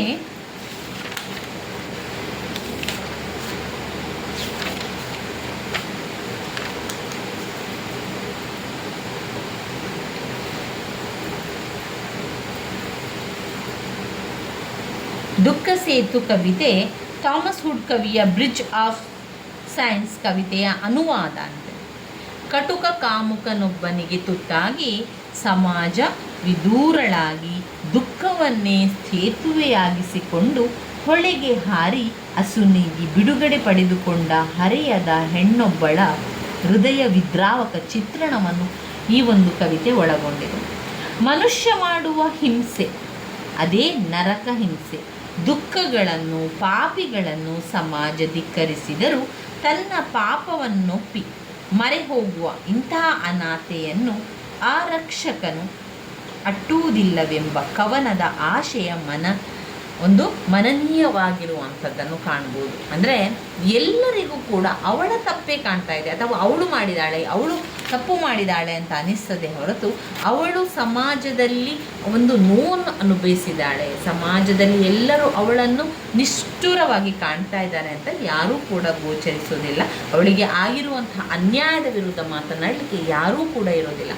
ಅಂಥ ಸಂದರ್ಭದಲ್ಲಿ ಅವಳು ಸಮಾಜ ತಾನು ತಪ್ಪು ಮಾಡದಿದ್ದರೂ ಕೂಡ ತನ್ನನ್ನೇ ದೂಷಿಸಿದಾಗ ಅವಳೇನು ಮಾಡ್ತಾಳೆ, ಅಲ್ಲಿ ಒಂದು ಹೊಳೆಗೆ ಹಾರಿ ತನ್ನ ಪ್ರಾಣವನ್ನು ಕಳೆದುಕೊಳ್ಳುವಂತಹ ಒಂದು ಕವಿತೆಯೇ ದುಃಖ ಸೇತು. BM ಶ್ರೀಯವರು ಬರೆದಿರುವ ದುಃಖ ಸೇತಿನ ಅರ್ಥಗಳನ್ನು ನೋಡುವ. ಅರ್ಥಗಳಲ್ಲಿ ಮುಖ್ಯವಾದಂಥ ಅರ್ಥ, ಕಾಯ ಅಂದರೆ ಏನು? ಕಾಯ ಅಂದರೆ ದೇಹ, ಶರೀರ. ನಮ್ಮ ಕಾಯ ಅಂತ ಹೇಳ್ತೇವೆ ನೋಡಿ, ಅದು ದೇಹ ಅಥವಾ ಶರೀರ. ಹೊರೆದ ಅಂದರೆ ಕೂಡಿದ, ಹೊರೆದ, ಕೂಡಿದ. ಮೊರೆ ಅಂದರೆ ಪ್ರಾರ್ಥನೆ, ಮೊರೆ ಅಂದರೆ ಪ್ರಾರ್ಥನೆ. ಹೊರೆ ಅಂದರೆ ಹೊರೆದ ಅಂದರೆ ಕೂಡಿದ, ಮೊರೆ ಅಂದರೆ ಪ್ರಾರ್ಥನೆ. ಧಿಕ್ಕರಿಸು, ತಿರಸ್ಕರಿಸು ಎನ್ನುವಂಥದ್ದು. ಇನ್ನು ಸಂದರ್ಭ ಸ್ವಾರಸ್ಯದ ಪ್ರಶ್ನೆಗಳಲ್ಲಿ ನೀವು ನೋಡುವುದಾದರೆ, ವೇದೆಯನ್ನು ತಾಳದೆಯೇ ಮುಳುಗಿದಳು ಹೊಳೆಗೆ. ನೋಡಿ, ಕೆರೆಗೆ ಹಾರುವಂಥದ್ದು, ಮುಳುಗುವಂಥದ್ದು ಅದೆಲ್ಲ ಬಂದಾಗ ನಿಮಗೆ ನೆನಪಲ್ಲಿರಬೇಕು, ಅದು ದುಃಖ ಸೇತುವೆ ಎನ್ನುವಂಥ ಕವಿತೆ. ದುಃಖ ಸೇತು, ದುಃಖ ಸೇತು ಕವಿತೆಯನ್ನು ಬರೆದವರು BM ಶ್ರೀಯವರು. ಮೆಲ್ಲಗಿವಳನು ಮುಟ್ಟು ಮರುಗಿ ಹಿಡಿದೆತ್ತು, ಏನು ಕೋಮಲಕಾಯ ಹೊಳಪು ಹೊಸ ಪ್ರಾಯ, ದುಡುಕಿ ಕಟ್ಟನು ಮೀರಿ ಕೆಟ್ಟವಳು ಇವಳು, ಕೊರಗ ನಗಿಸಲು ಬಲ್ಲ ಮಗುವಿನಲ್ಲವೇನು, ಉರಿಯುವನೆ ಬಲ್ಲ ಈ ಲೋಕ ಬೇಡೆಂದು ಹಾರಿದಳು ನೆಗೆದು, ಎಲ್ಲವೋ ಕಾಮುಕ ಕಟುಕ ಇಲ್ಲಿ ಬಾ ನೋಡು ಬಾ, ಕ್ರೂರ ಮನಸ್ಸನ್ನು ಮಾಡಿ ಬೀರಿದಳು ಬದುಕು. ಇವಿಷ್ಟು ದುಃಖ ಸೇತು ಕವಿತೆಯಲ್ಲಿ ಆಯಿತು. ಇನ್ನು ಬರುವಂತಹ ಮೂರನೇ ಕವಿತೆ, ನೀ ಹಿಂಗ ನೋಡಬೇಡ ನನ್ನ. ನೀ ಹಿಂಗ ನೋಡಬೇಡ ನನ್ನ. ದ.ರಾ ಬೇಂದ್ರೆಯವರು ಬರೆದಿರುವಂತಹ ನೀ ಹಿಂಗ ನೋಡಬೇಡ ನನ್ನ ಕವಿತೆಯ ವಸ್ತುವನ್ನು, ಕವನದ ವಸ್ತುವನ್ನು ನೋಡುವ, ಹಾಗೆ ಕವನದ ಆಶಯವನ್ನು ತಿಳ್ಕೊಳ್ಳುವ. ಇಷ್ಟು ನೋಡಿದರೆ ನಮಗೆ ಕವನ ಬಗ್ಗೆ ಸಂಪೂರ್ಣವಾಗಿ ನೆನಪಲ್ಲಿ ಉಳಿತದೆ.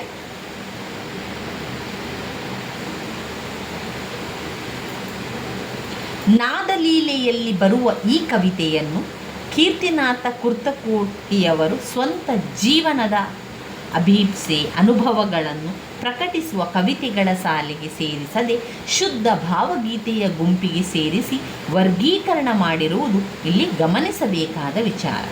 ಬೇಂದ್ರೆಯವರು ಎಲ್ಲಿಯೂ ಇದು ತಮ್ಮ ವೈಯಕ್ತಿಕ ಅನುಭವ ಎಂದು ಹೇಳಿಕೊಳ್ಳದಿದ್ದರೂ ಅವರ ಬದುಕಲ್ಲಿ ಮೇಲಿಂದ ಮೇಲೆ ಘಟಿಸಿದ ಮಕ್ಕಳ ವಿಯೋಗದ ಯಾವುದೋ ಗಳಿಗೆಯಲ್ಲಿ ಈ ಕವಿತೆ ಹುಟ್ಟಿದೆ ಎಂದು ತಿಳಿಯಲಾಗಿದೆ. ಈಗಾಗಲೇ ಕೆಲವು ವಿಮರ್ಶಕರು ಗುರುತಿಸಿ ಹೇಳಿರುವ ಪ್ರಕಾರ ದ.ರಾ ಬೇಂದ್ರೆಯವರ ಮಗಳು ಲಲಿತಾ ತೀರಿಕೊಂಡ ಸಂದರ್ಭ ಈ ಕವಿತೆಯ ಹುಟ್ಟಿಗೆ ಕಾರಣವಾಗಿದೆ. ಲಲಿತಾ ತೀರಿಕೊಂಡ ಸಮಯದಲ್ಲಿ ಬೇಂದ್ರೆಯವರ ಹೆಂಡತಿ ಲಕ್ಷ್ಮೀಬಾಯಿ ರಾಣಿಬೆನ್ನೂರಿನಲ್ಲಿದ್ದರು. ಮಗಳ ಅನಾರೋಗ್ಯ ತಿಳಿದು ಬೇಂದ್ರೆಯವರು ಅಲ್ಲಿಗೆ ಹೋಗುವಷ್ಟರಲ್ಲಿ ಮಗು ತೀರಿಕೊಂಡಿತ್ತು. ಸಕಾಲದಲ್ಲಿ ತಂದೆಯಾದವನು ಬಂದು ಚಿಕಿತ್ಸೆ ಕೊಡಿಸದಿದ್ದರೆ ಮಗು ಚಿಕಿತ್ಸೆಯನ್ನು ಕೊಡುತ್ತಿದ್ದರೆ ಮಗು ಬದುಕುತ್ತಿತ್ತೇನೋ ಎಂಬ ದೃಢ ನಂಬಿಕೆಯು ಹುಸಿಯಾಗಿ ವ್ಯಕ್ತಗೊಂಡ ಅಸಮಾಧಾನ ನೋಟ ಲಕ್ಷ್ಮೀಬಾಯಿಯವರಲ್ಲಿ ಮನೆ ಮಾಡಿದೆ. ಮಗುವಿನ ಶವದ ಮುಂದೆ ಕುಳಿತು ದುಃಖದ ಕಡಲಲ್ಲಿ ಮುಳುಗಿದ್ದ ಆ ತಾಯಿಯ ನೋಟದಲ್ಲಿ ಎದೆ ಬಿರಿಯುವಂಥ ಅಸಮಾಧಾನ ಮನೆ ಮಾಡಿಕೊಂಡಿದ್ದಿರಬೇಕು. ಆ ಗಳಿಗೆ ಈ ಕವಿತೆಯ ಹುಟ್ಟಿಗೆ ಪ್ರೇರಣೆ ನೀಡಿರಬಹುದೆಂದು ಭಾವಿಸಿ ಅಲ್ಲಿ ಅವರು ಆ ರೀತಿಯಾಗಿ ವಿವರಿಸ್ತಾ ಹೋಗ್ತಾರೆ. ಇನ್ನು ನಾವು ನೀ ಹಿಂಗ ನೋಡಬೇಡ ನನ್ನ ಕವಿತೆಯ ಸಾಲುಗಳನ್ನು, ಕವನದ ಆಶಯವನ್ನು ತಿಳಿತಾ ಹೋಗುವ.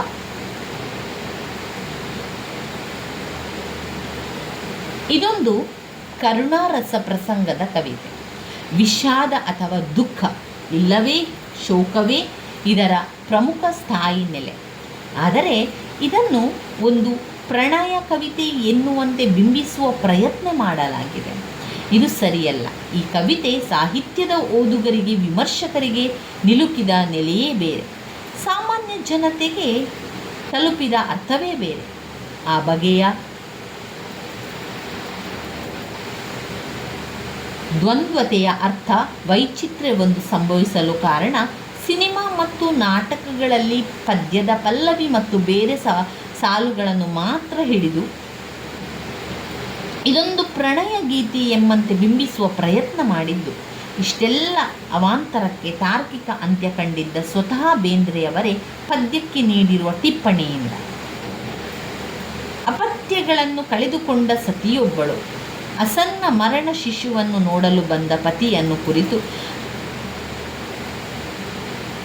ಅನಿರ್ವಚನೀಯ ದುಃಖದಿಂದ ಅರ್ಥಪೂರ್ಣವಾಗಿ ನೋಡಿದಾಗ ಅವನ ಎದೆಯಲ್ಲಿ ಹುಟ್ಟಿದ ಹಾಡು ಎಂದು ಮಾತುಗಳು ಪ್ರಸ್ತುತ ಕವಿತೆಯ ಅರ್ಥ ವೈಶಾಲ್ಯತೆಯನ್ನು ಗ್ರಹಿಸುವುದಕ್ಕೆ ಮತ್ತು ಅದರ ಅರ್ಥಸಂದಿಗ್ಧತೆಯನ್ನು ಹೋಗಲಾಡಿಸುವುದಕ್ಕೆ ಸಹಾಯಕವಾಗಿದೆ ಎಂಬುದು ತಿಳಿಯುವಂಥದ್ದು.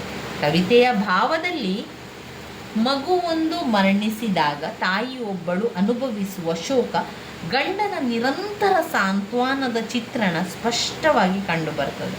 ಪ್ರತಿಯೊಬ್ಬ ಪತ್ನಿಯ ತೀಕ್ಷ್ಣವಾದ ನೋಟವನ್ನು ಎದುರಿಸಲಾರದೆ ತತ್ತರಿಸುವ ಮರುಕ್ಷಣವೇ ಸಾವರಿಸಿಕೊಂಡು ಸಾಗಿ ಬಂದ ಬದುಕಿನ ದಾರಿಯನ್ನು ಸ್ಮರಿಸಿಕೊಂಡು ಬಗೆಬಗೆಯಾಗಿ ಪತ್ನಿಯನ್ನು ಸಮಾಧಾನಿಸುವ ಮನಸ್ಥಿತಿಗೆ ಬಂದು ಸ್ಥಿರವಾಗಿ ನಿಲ್ಲುವುದು, ಇವು ಬದುಕಿಗೆ ಅಗತ್ಯವಾದ ದೃಷ್ಟಿಕೋನವೊಂದನ್ನು ಚಿತ್ರಿಸುತ್ತದೆ. ತನ್ಮೂಲಕ ಬದುಕಿನ ವಾಸ್ತವ ಮತ್ತು ಮಾನವನ ಮಿತಿ ಎರಡೂ ಭಾವಗಳು ಕವಿತೆಯ ಆಶಯವಾಗಿ ಅನುರಣಿಸುತ್ತದೆ. ಅತ್ತಾರೆ ಅತ್ತು ಬಿಡು ಹೊನಲು ಬರಲಿ, ನಕ್ಯಾಕೆ ಮರಸಾತಿ ದುಃಖ ಎಂದು ಸಾಂತ್ವನ ಹೇಳುವ ಸ್ಥಿತಪ್ರಜ್ಞೆಯನ್ನು ಕಾಯ್ದುಕೊಂಡ ಅದೇ ಕವಿ ಮತ್ತೊಂದೆಡೆ ಮಕ್ಕಳನ್ನು ಪ್ರೀತಿಸಿದ ಹಾಗೆ ಒಂದು ಗಿಡವನ್ನು, ಒಂದು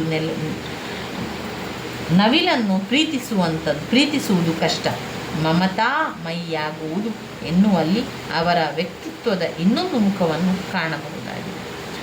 ಕವನದ ವಿಶ್ಲೇಷಣೆಯನ್ನು ಮಾಡುವುದಾದರೆ, ನೀ ಹಿಂಗೆ ನೋಡಬೇಡ ಎನ್ನುವಂತಹ ಕವಿತೆಯ ಮೊದಲ ಓದಿನಲ್ಲಿ ಆವರಿಸುವ ಶೋಕದ ಛಾಯೆ ಮತ್ತೊಂದು ಹೊಸ ಹೊಳವಿಗೂ ದಾರಿ ಮಾಡಿಕೊಡುತ್ತದೆ. ಕವಿತೆಯನ್ನು ನಾವು ಓದಿ ಮುಗಿಸುವಷ್ಟರಲ್ಲಿ ಇದು ನೋವಿನ ಅಭಿವ್ಯಕ್ತಿಯಲ್ಲ, ನೋವಿನಿಂದ ಪಾರಾಗುವ ತಂತ್ರ, ಸಾಂತ್ವನದಿಂದ ಪರಿಸ್ಥಿತಿಯನ್ನು ತಿಳಿಗೊಳಿಸುವ ಯತ್ನ ಎಂಬ ತೀರ್ಮಾನಕ್ಕೆ ಸುಲಭವಾಗಿ ಬರಬಹುದು. ಬೇಂದ್ರೆಯವರು ನೀಡಿರುವ ಭಾವ ಸಂದರ್ಭದ ಹೊರತಾಗಿಯೂ ಕವಿತೆಯ ಭಾವದಲ್ಲಿ ತಾಯಿಯೊಬ್ಬಳ ಶೋಕ, ಗಂಡನ ನಿರಂತರ ಸಾಂತ್ವನದ ಚಿತ್ರಣ ಸ್ಪಷ್ಟವಾಗಿಯೇ ಇದೆ. ಕವಿತೆಯ ಒಂದು ಇಲ್ಲಿ ಸಾಲುಗಳನ್ನು ಕಾಣ್ಬೋದು. ನೀ ಹಿಂಗೆ ನೋಡಬೇಡ ನನ್ನ, ನೀ ಹಿಂಗೆ ನೋಡಿದರೆ ನಾ ಹೇಗೆ ತಿರುಗಿ ನಿನ್ನನ್ನು ನೋಡಲಿ ಅಂತ ಹೇಳುವಂಥದ್ದನ್ನು ಈ ಒಂದು ಕವಿತೆಯಲ್ಲಿ ಕಾಣ್ಬೋದಾಗಿದೆ. ಈ ಒಂದು ಕವಿತೆಯ ಸಾರಾಂಶದಲ್ಲಿ ಈ ರೀತಿಯಾಗಿದೆ ನೋಡಿ. ಮರಣಿಸಿರುವ ಮಗುವಿನ ಮುಂದೆ ಕುಳಿತು ದುಃಖ ನಿರ್ಭರತೆಯಿಂದ ಶೋಕಿಸುತ್ತಿರುವ ತಾಯಿಯನ್ನು ಸಂತೈಸಿ ಆ ನೋವಿನಿಂದ ಪಾರಾಗುವ ಸ್ಥಿತಿಯ ಚಿತ್ರಣವನ್ನು ಕವಿತೆಯ ಒಡಲು ತುಂಬಿಕೊಂಡಿದೆ. ಮಗುವಿನ ಅಕಾಲ ಮರಣಕ್ಕೆ ಅವನ ತಂದೆಯ ಸಂಸಾರ ನಿರ್ವಹಣೆಯ ವೈಫಲ್ಯವೇ ಕಾರಣ. ದುಃಖತಪ್ತ ತಾಯಿಯ ನೋಟ ಕಟ್ಟಿಕೊಡುತ್ತದೆ. ತಂದೆಯಾದವನು ಸಕಾಲದಲ್ಲಿ ಬಂದು ಮಗುವಿಗೆ ಚಿಕಿತ್ಸೆ ಕೊಡಿಸಿ ವೈದ್ಯೋಪಚಾರ ನಡೆಸದಿದ್ದರೆ ಮಗು ಸಾವಿನ ದವಡೆಯಿಂದ ಪಾರಾಗುತ್ತಿತ್ತೆಂಬ ಆಶೋತ್ತರವನ್ನು ಹೊತ್ತ ತಾಯಿಯ ಒಡಲಿನಲ್ಲಿ ದುಃಖ ತಪ್ತತೆ ಹೆಪ್ಪುಗಟ್ಟಿದ ಮೋಡದ ಸ್ಥಿತಿಯನ್ನು ನೆನೆಸುತ್ತದೆ. ತಡವಾಗಿ ಬಂದ ಗಂಡ ಅವಳ ಈಟಿಯಂತಹ ನೋವಿನ ನೋಟವನ್ನು ಎದುರಿಸಲಾರದೆ ಅಸಹಾಯಕತೆಯಿಂದ ಮಡದಿಯನ್ನು ಸಾಂತ್ವನಗೊಳಿಸಲು ನಡೆಸುವ ಪರಿ ಕವಿತೆಯಲ್ಲಿ ಅನನ್ಯವಾಗಿ ಬಂದಿದೆ. ಹೆಂಡತಿಯ ಪೂರ್ವ ಪರಿಸ್ಥಿತಿಯನ್ನು ನೆನೆದು ಹೌಹಾರಿ ಭಯಪಡುವ ಪತಿ ಅತ್ತು ಬಿಡುವುದರ ಮೂಲಕ ದುಃಖವನ್ನು ಕಡಿಮೆ ಮಾಡಿಕೊಳ್ಳಬೇಕೆಂಬ ಕೋರಿಕೆಯನ್ನು ಸಲ್ಲಿಸುತ್ತಾನೆ. ತಡೆಯಲಾರದ ನೋವಿನ ಸ್ಥಿತಿ, ಆ ನೋವಿನಿಂದ ಪಾರಾಗುವ ಬಗೆಯನ್ನು ಈ ಒಂದು ಕವಿತೆಯು ಅತ್ಯಂತ ಧ್ವನಿಪೂರ್ಣವಾಗಿ ಕಟ್ಟಿಕೊಡುತ್ತದೆ. ಏಕಮುಖ ಸಂಭಾಷಣೆ ದಾಟಿ ಈ ಕವಿತೆಯಲ್ಲಿದೆ. ನೋವಿನ ಘಟನೆಯನ್ನು ಕುರಿತಾದ ಪದ್ಯ ಸಾಂದರ್ಭಿಕ ನೆಲೆಯಲ್ಲಿ ಸಾಗಿ ಮುಂದೆ ಅಲೌಕಿಕ ಶಕ್ತಿಯ ಪ್ರಭಾವವನ್ನು ಬದುಕಿನಲ್ಲಿ ಒಪ್ಪಿಕೊಳ್ಳುವ ಮೂಲಕ ಹೆಂಡತಿಗೆ ಧೈರ್ಯ ತುಂಬಿ ಸಾಂತ್ವನ ಹೇಳುವ ಅನನ್ಯ ದೃಷ್ಟಿಕೋನದಿಂದ ಈ ಕವಿತೆ ಕೂಡಿಬಂದಿದೆ. ಬದುಕಿನ ನೋವನ್ನು, ಸಂಕಷ್ಟವನ್ನು ಕವಿತೆಯಾಗಿಸುವ ಬೇಂದ್ರೆಯವರ ಕವಿತಾ ಸಾಮರ್ಥ್ಯಕ್ಕೆ, ಕಲಾತ್ಮಕ ಪ್ರತಿಭೆಗೆ, ಗಾರುಡಿಗತನಕ್ಕೆ ಈ ಕವಿತೆ ಒಂದು ಉತ್ತಮ ನಿದರ್ಶನವಾಗಿದೆ. ನೀ ಹಿಂಗೆ ನೋಡಬೇಡ, ಕಠಿಣ ಪದಗಳ ಅರ್ಥವನ್ನು ನೋಡುವ. ನೆವ ಅಂದರೆ ಏನು? ನೆವ ಅಂದರೆ ಒಂದು ನೆಪ ಮಾಡುವಂಥದ್ದು. ನೆವ ಮಾಡು ನೀನು, ನೆಪ ಹುಡುಕು ಅಂತ ಹೇಳುವಂಥದ್ದು. ನೆವ ಅಂದರೆ ನೆಪ. ಹೊನಲು ಅಂದರೆ ಪ್ರವಾಹ, ಹೊನಲು ಬರ್ತದೆ, ನೀರಿನ ಹೊನಲು ಅಂತ ಹೇಳ್ತೇವೆ ನೋಡಿ. ನೀರಿನ ಹೊನಲು ಅಂದರೆ ಪ್ರವಾಹ. ಬಿಕ್ಕ ಅಂದರೆ ದುಃಖ. ಸಂದರ್ಭ ಸ್ವಾರಸ್ಯದ ಪ್ರಶ್ನೆಗಳು. ಸಂಸಾರ ಸಾಗರದಾಗ ಲೆಕ್ಕವಿಲ್ಲದಷ್ಟು ದುಃಖದ ಬಂಡಿ. ನೋಡಿ, ಈ ರೀತಿಯ ಪ್ರಶ್ನೆಗಳು ಬರ್ತದೆ. ಸಂಸಾರ ಸಾಗರದಲ್ಲಿ ಲೆಕ್ಕವಿಲ್ಲದಷ್ಟು ದುಃಖದ ಬಂಡಿ. ಮಲಗಿರುವ ಕೂಸು ಮಲಗಿರಲಿ ಅಲ್ಲಿ, ಮುಂದಿನದು ದೇವರ ಚಿತ್ತ.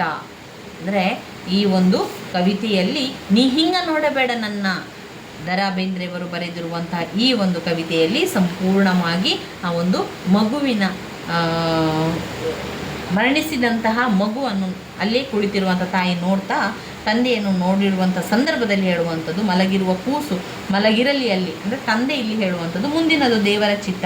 ಯಾಕೆ ನೋಡ್ತಿ ಮತ್ತ ನೀನು ಇತ್ತ, ಸಾವನ್ನ ತನ್ನ ಕೈ ಸವರಿತಿಲ್ಲ, ಬಂತೆನಗೆ ಇಲ್ಲದ ಭೀತಿ, ಬಿಡಲೊಲ್ಲಿ ಇನ್ನೂನು ಬೂದಿ ಮುಚ್ಚಿದ ಕೆಂಡ ಇದಂತ ಹೊಳೆದ, ಮುಗಿಲಕನ ಕಪ್ಪರಿಸಿ ನೆಲಕ ಬಿದ್ದರೆ ನೆಲಕ ನೆಲ್ಲಿ ಎಲ್ಲಿಹನು, ಹೇಳು ನಿನ್ನವೇನ ಈ ಕಣ್ಣು, ಹುಣ್ಣಿವಿ ಚಂದಿರನ ಹೆಣ ಬಂತೋ ಮುಗಿಲಾಗ ತೇಲಾಗ ಹಗಲ, ಅತ್ತಾರಿ ಅತ್ತು ಬಿಡು ಹೊನಲು ಬರಲಿ ನಕ್ಯಾಕೆ ಮರಸತಿ ದುಃಖ ಎನ್ನುವಂಥದ್ದು ಈ ಸಾಲುಗಳು ಈ ಒಂದು ನೀ ಹಿಂಗ ನೋಡಬೇಡ ಎನ್ನುವ ಕವಿತೆಯಿಂದ ಆರಿಸಿಕೊಳ್ಳಲಾಗಿರುವಂಥದ್ದು. ಇನ್ನು ಬರುವಂತಹ ಕವಿತೆ ಅಂದರೆ ಈ ಒಂದು ಘಟಕ 1ರಲ್ಲಿ ಬರುವಂತಹ ಈ 4 ಕವಿತೆಗಳ ಸಾರಾಂಶವನ್ನು ನಾವೀಗ ತಿಳ್ಕೊಳ್ಳುವಂಥದ್ದು. ಶ್ರೀ ಸಾಮಾನ್ಯರ ದೀಕ್ಷಾಗೀತೆ. ಶ್ರೀ ಸಾಮಾನ್ಯರ ದೀಕ್ಷಾಗೀತೆಯಲ್ಲಿ ಕುವೆಂಪು ಅವರು ಶ್ರೀ ಸಾಮಾನ್ಯರ ದೀಕ್ಷಾಗೀತೆಯಲ್ಲಿ 5 ಪಾಯಿಂಟ್ಸ್ಗಳನ್ನು ಹೇಳ್ತಾ ಹೋಗ್ತಾರೆ. ಈ 5 ಪಾಯಿಂಟ್ಸ್ಗಳನ್ನು ನಿಮಗೆ ನಾನು ಹೇಳ್ತಾ ಹೋಗ್ತೇನೆ. ಕವನದ ವಸ್ತು ಯಾವ ರೀತಿ ಬರ್ತದೆ ಅಂತ ಹೇಳಿದರೆ, ಶ್ರೀ ಸಾಮಾನ್ಯರ ದೀಕ್ಷಾಗೀತೆಯನ್ನು ಬರೆದವರು ಕುವೆಂಪು. ಅವರ ಪ್ರಕಾರ ಸರ್ವರಿಗೂ ಸಮಬಾಳು, ಸರ್ವರಿಗೂ ಸಮಪಾಲು ಎಂಬ ಸಾಮಾಜಿಕ ಆರ್ಥಿಕವಾದ ವಿಷಯವೇ ಈ ಒಂದು ಕವನದ ಮೂಲ ತತ್ವ. ಹೊಸ ಸಮಾಜ ನಿರ್ಮಾಣಕ್ಕೆ ಕಾರಣವಾಗುವ ಎಲ್ಲ ಸಂಗತಿಗಳು ಇದರಲ್ಲಿ ಅಡಕಗೊಂಡಿದೆ. ಹೊಸ ಸಮಾಜ ನಿರ್ಮಾಣಕ್ಕೆ ಕಾರಣವಾಗುವ ಎಲ್ಲ ಸಂಗತಿಗಳು ಕೂಡ ಇದರಲ್ಲಿ ಅಡಕಗೊಂಡಿದೆ. ಪ್ರಭುತ್ವವಾದಿ ವ್ಯವಸ್ಥೆಯನ್ನು ವಿರೋಧಿಸಿ ನಿಂತ ಸಮಾಜವಾದಿ ಸಮಾಜದ ನಿರ್ಮಾಣದ ಆಶಯವೇ ಈ ಒಂದು ಕವಿತೆಯ ಪ್ರಧಾನ ನೆಲೆ ಅಥವಾ ವಸ್ತುವಾಗಿದೆ. ಅಂದರೆ ಕವನದ ಆಶಯವನ್ನು ತಿಳ್ಕೊಳ್ಳುವ. ಇದರಲ್ಲಿ 5 ಪಾಯಿಂಟ್ಸ್ಗಳಿದೆ. ಆ 5 ಪಾಯಿಂಟ್ಸ್ಗಳ ಜೊತೆಗೆ ಕವನದ ಆಶಯ ಏನಿದೆ ಅಂತ ಹೇಳಿದರೆ, ಭಾರತ ಗಣರಾಜ್ಯವಾಗಿ ಮಾನ್ಯತೆ ಪಡೆದ ಸಂದರ್ಭದಲ್ಲಿ ರಚನೆಯಾಗಿರುವಂತಹ ಈ ಒಂದು ಕವಿತೆ ಅಕ್ಷರಶಃ ಶ್ರೀ ಸಾಮಾನ್ಯರಿಗೆ ಬರೆದ ಸಂವಿಧಾನದಂತಿದೆ. ಶ್ರೀ ಅಕ್ಷರವನ್ನು ಪದವಾಗಿ ವಾಕ್ಯವಾಗಿ ವಿಸ್ತರಿಸಿದವರು ಕುವೆಂಪು. ಸೀಮಿತ ಅರ್ಥದಲ್ಲಿ ಬಳಕೆಯಾಗುತ್ತಿದ್ದು ಶ್ರೀ ಉಪಸರ್ಗವನ್ನು ಸಾಮಾನ್ಯನಿಗೆ ಸೇರಿಸಿ ಶ್ರೀ ಸಾಮಾನ್ಯ ಎಂಬ ಪದವನ್ನು ಮೊದಲಿಗೆ ಬಳಸಿದ ಶ್ರೇಯಸ್ಸು ಕುವೆಂಪು ಅವರಿಗೆ ಸಲ್ಲುತ್ತದೆ. ಅವರ ದೃಷ್ಟಿಯಲ್ಲಿ ಸಾಮಾನ್ಯತೆ ಎಂಬುದು ಭಗವಂತನ ರೀತಿ. ಅಷ್ಟೇ ಅಲ್ಲ, ಸಾಮಾನ್ಯವೆಂಬುದು ಭಗವಂತನಿಗೆ ಪ್ರಿಯವಾದದ್ದು ಎನ್ನುವ ಮೂಲಕ ಶ್ರೀ ಮತ್ತು ಸಾಮಾನ್ಯ ಎರಡೂ ಪದಗಳಿಗೂ ಹೊಸ ನೆಲೆಯನ್ನು, ಹೊಸ ಅರ್ಥವನ್ನು ನೀಡಿ ಶ್ರೀ ಸಾಮಾನ್ಯ ಎಂಬ ಪದವನ್ನು ಮೊದಲು ಚಲಾವಣೆಗೆ ಕುವೆಂಪು ಅವರು ತರ್ತಾರೆ. ಸರ್ವಸಮಾನತೆಯ ಸಮಾಜ, ಸರ್ವಸಮಾನತೆಯ ಸಮಾಜದ ನಿರ್ಮಾಣದ ಆಶಯವನ್ನು ಇಡೀ ಕವನ ತನ್ನ ತಾತ್ವಿಕ ದೃಷ್ಟಿಯನ್ನಾಗಿ ಹೊಂದಿದೆ. ಇಲ್ಲಿ ಕವನದ ವಿಶ್ಲೇಷಣೆಯಲ್ಲಿ ನಮಗೆ ಶ್ರೀ ಸಾಮಾನ್ಯರ ದೀಕ್ಷಾಗೀತೆಯನ್ನು ಬರೆದವರು ಕುವೆಂಪು ಅವರು 5 ಭಾಗವನ್ನಾಗಿ ಮಾಡ್ತಾರೆ ಈ ಒಂದು ಕವಿತೆಯನ್ನು. ಈ 5 ಭಾಗ ಈ ರೀತಿಯಾಗಿದೆ. ಶ್ರೀ ಪದವಿಗೇರಿಸುವ ಹಾಗೂ ಸಾಮಾನ್ಯನನ್ನು ಶ್ರೀ ಪದವಿಗೇರಿಸುವ ಹಾಗೂ ಅವನನ್ನು ಭವದುನ್ನತಿಯ ಪ್ರತೀಕವಾಗಿ ಕಾಣುವ ದೃಷ್ಟಿ ಇದೆ. ಸಾಮಾನ್ಯನನ್ನು ಶ್ರೀ ಪದವಿಗೇರಿಸುವ ಹಾಗೂ ಅವನನ್ನು ಭವದುನ್ನತಿಯ ಪ್ರತೀಕವಾಗಿ ಕಾಣುವ ದೃಷ್ಟಿ ಇದೆ. 2, ಸರ್ವ ಸಮಾನತೆಯ ತತ್ವ. ಸರ್ವ ಸಮಾನತೆಯ ತತ್ವ ಪ್ರತಿಪಾದನೆ ಇದೆ. ಸರ್ವ ಸಮಾನತೆಯ ತತ್ವ ಪ್ರತಿಪಾದನೆ ಇದೆ. 3ನೇ ಪಾಯಿಂಟ್, ಕವಿತೆಯ 3ನೇ ಭಾಗದಲ್ಲಿ ದಾಸ್ಯದ ಕುರುಹುಗಳನ್ನು ಬಣ್ಣಿಸುತ್ತಲೇ ಅದರಿಂದ ಹೊರಬರಬೇಕಾದ ಆಶಯವನ್ನು ಹೇಳಲಾಗಿದೆ. ಜೀತ ಮತ್ತು ದಾಸ್ಯದ ಸ್ಥಿತಿ ಇಲ್ಲಿ ರೈತಾಪಿ ವರ್ಗಕ್ಕೆ ಹೆಚ್ಚು ಅನ್ವಯಿಸುವಂತಿದೆ. ಸ್ವಾತಂತ್ರ್ಯ ಎನ್ನುವುದು ಅನ್ನದಾತನ ಸ್ವರಾಜ್ಯಕ್ಕೆ ಹತ್ತಿರವಾದುದು ಎನ್ನುವುದು ಕವಿಯ ಆಶಯವಾಗಿರಬಹುದು. 4ನೇ ಭಾಗದಲ್ಲಿ ಶ್ರೀಸಾಮಾನ್ಯನಿಗೆ ಹೆಸರಿನ ಹಂಗಿಲ್ಲ. ಓರೋರ್ವರ ಗರುವರ ಕಾಲ ಮುಗಿದು ಸರ್ವರ ಕಾಲ ಆರಂಭವಾಗಿರುವ ಹಿನ್ನೆಲೆಯಲ್ಲಿ ವ್ಯಕ್ತಿ ವಿಶೇಷವಾಗಿ ಅಂಟುವ ಕೀರ್ತಿಯನ್ನು ಹಂಗು ಶ್ರೀಸಾಮಾನ್ಯನ ದೀಕ್ಷೆಯಲ್ಲಿ ಬಾಧಿಸುವುದಿಲ್ಲ. 5ನೇ ಪಾಯಿಂಟ್ನಲ್ಲಿ ಲೌಕಿಕ ರಾಜ್ಯದ ಸಮಾನತೆಯು ಆತ್ಮಶಕ್ತಿಯಿಂದ ಉಂಟಾಗುವ ಸ್ಥಿತಿ, ಆತ್ಮಶಕ್ತಿಯಿಂದ ಉಂಟಾಗುವಂತಹ ಸ್ಥಿತಿಯಾಗಿದೆ. ಇಲ್ಲಿ ಈ ಸಾಲನ್ನು ನೋಡ್ಕೊಳ್ಳಿ. ಸರ್ವೋದಯದ ಯುಗಮಂತ್ರ ಸರ್ವೋದಯವೇ ಸ್ವಾತಂತ್ರ್ಯದ ಶ್ರೀತಂತ್ರ ಎನ್ನುವಂಥದ್ದು ಸಾಲುಗಳನ್ನು ಇಲ್ಲಿ ಕೊಟ್ಟಿದ್ದಾರೆ ನೋಡಿ ಯಾವ ರೀತಿ ಅಂತ. ತೊಲಗಿತು ನಿನ್ನೆಯ ನಾಯ್ಪಾಡು ಇನ್ನಿತು ದಿಟಕು ನಿನ್ನೆಯ ತಾಯ್ನಾಡು. ತೊಲಗಿತು ನಿನ್ನೆಯ ನಾಯ್ಪಾಡು ಈ ಸಾಲುಗಳನ್ನು ಶ್ರೀಸಾಮಾನ್ಯರ ದೀಕ್ಷಾಗೀತೆಯಿಂದ ಆರಿಸಿಕೊಳ್ಳಲಾಗಿದೆ. ಶ್ರೀಸಾಮಾನ್ಯರ ದೀಕ್ಷಾಗೀತೆಯನ್ನು ಬರೆದವರು ಕುವೆಂಪು ಅವರು ಅಂತ ಬರೆದು ನಾವು ಇದನ್ನು ವಿವರಿಸ್ತಾ ಹೋಗಬೇಕು. ತೊಲಗಿತು ನಿನ್ನೆಯ ನಾಯಿಪಾಡು ಇನ್ನೂ ದಿಟಕು ನಿನ್ನಯ ತಾಯ್ನಾಡು ಎನ್ನುವಲ್ಲಿ ಸಾಮಾನ್ಯರ ಹಂಗಿನ ನಾಯಿಪಾಡಿನ ಬದುಕಿಗೆ ಅಂತ್ಯವನ್ನು ಸೂಚಿಸಿದ ಕವಿ ನಿಜವಾಗಿಯೂ ಇದು ತನ್ನ ತಾಯಿಯ ನಾಡು ಎಂಬ ಹೆಮ್ಮೆಯ ಭಾವನೆ ಮೂಡುವಂತಾದರೆ ನೆಲ, ಹೊಲ, ಕಾನು, ಭಾನು, ನುಡಿ, ಗುಡಿ, ಹೊಳೆ, ಬೆಳೆ ಎಲ್ಲವೂ ನಿನಗಾಗಿಯೇ, ಇನ್ನು ಮುಂದೆ ಇವೆ ನನಗಾಗಿ ಎಂಬ ಭಾವನೆ ಇವೆಲ್ಲವೂ ನಿನಗಾಗಿಯೇ, ನಿನ್ನೊಲುವಿಗಾಗಿಯೇ ಹೊಳೆಯಬೇಕು ಎಂಬ ಕವಿಯ ಸಂಭ್ರಮದ ನುಡಿಗಳು ಮೈ ಮರೆತವರಿಗೂ ರೋಮಾಂಚನ ಹುಟ್ಟಿಸುವಂತಿವೆ ಅಂತ ನಾವು ವಿವರಿಸಬೇಕಾಗಿರುವಂಥದ್ದು. ಈ ಒಂದು ಶ್ರೀಸಾಮಾನ್ಯರ ದೀಕ್ಷಾಗೀತೆಯಲ್ಲಿ ಬಂದಿರುವಂತಹ ಪದಗಳ ಅರ್ಥವನ್ನು ನೋಡಿಕೊಳ್ಳುವ. ಪದಗಳ ಅರ್ಥಗಳಲ್ಲಿ ದೀಕ್ಷೆ ಅಂದರೆ ಏನು? ದೀಕ್ಷೆ ಕೊಡುವಂಥದ್ದು ಅಂದರೆ ವೃತ್ತವನ್ನು ಕೈಗೊಳ್ಳುವಿಕೆ. ದೀಕ್ಷೆ ಅಂದರೆ ವೃತ್ತವನ್ನು ಕೈಗೊಳ್ಳುವಿಕೆ. ಹಲವು ಸಾರಿ ಕೇಳಿದ್ದಾರೆ ಸ್ನೇಹಿತರೆ, ಅದು ದೀಕ್ಷೆ ಎನ್ನುವಂಥದ್ದು ವೃತ್ತವನ್ನು ಕೈಗೊಳ್ಳುವಿಕೆ. ಜೋಜ್ಯ ಅಂದರೆ ಸವಿಯೂಟ, ಜೋಜ್ಯ ಅಂದರೆ ಸವಿಯೂಟ. ಇಳೆ ಅಂದರೆ ಭೂಮಿ, ಇಳೆ ಭೂಮಿ. ದಿಟ ಅಂದರೆ ನಿಜ, ದಿಟ್ಟನೆ ಅಂದರೆ ನೆಟ್ಟನೆ, ದಿಟ್ಟನೆ ನೆಟ್ಟಗೆ, ದಿಟ ನಿಜ, ಒಲವು ಪ್ರೀತಿ, ಇಳೆ ಭೂಮಿ. ತಿಮಿರ ಅಂದರೆ ಕತ್ತಲೆ. ಈ ತಿಮಿರ ಎನ್ನುವಂಥ ಪ್ರಶ್ನೆ ಹಲವು ಬಾರಿ ಕೇಳಿದ್ದಾರೆ. ತಿಮಿರ ಕತ್ತಲೆ, ತಿಮಿರ ಆಗುವಂಥದ್ದು, ಕತ್ತಲೆ ಆವರಿಸುವಂಥದ್ದು.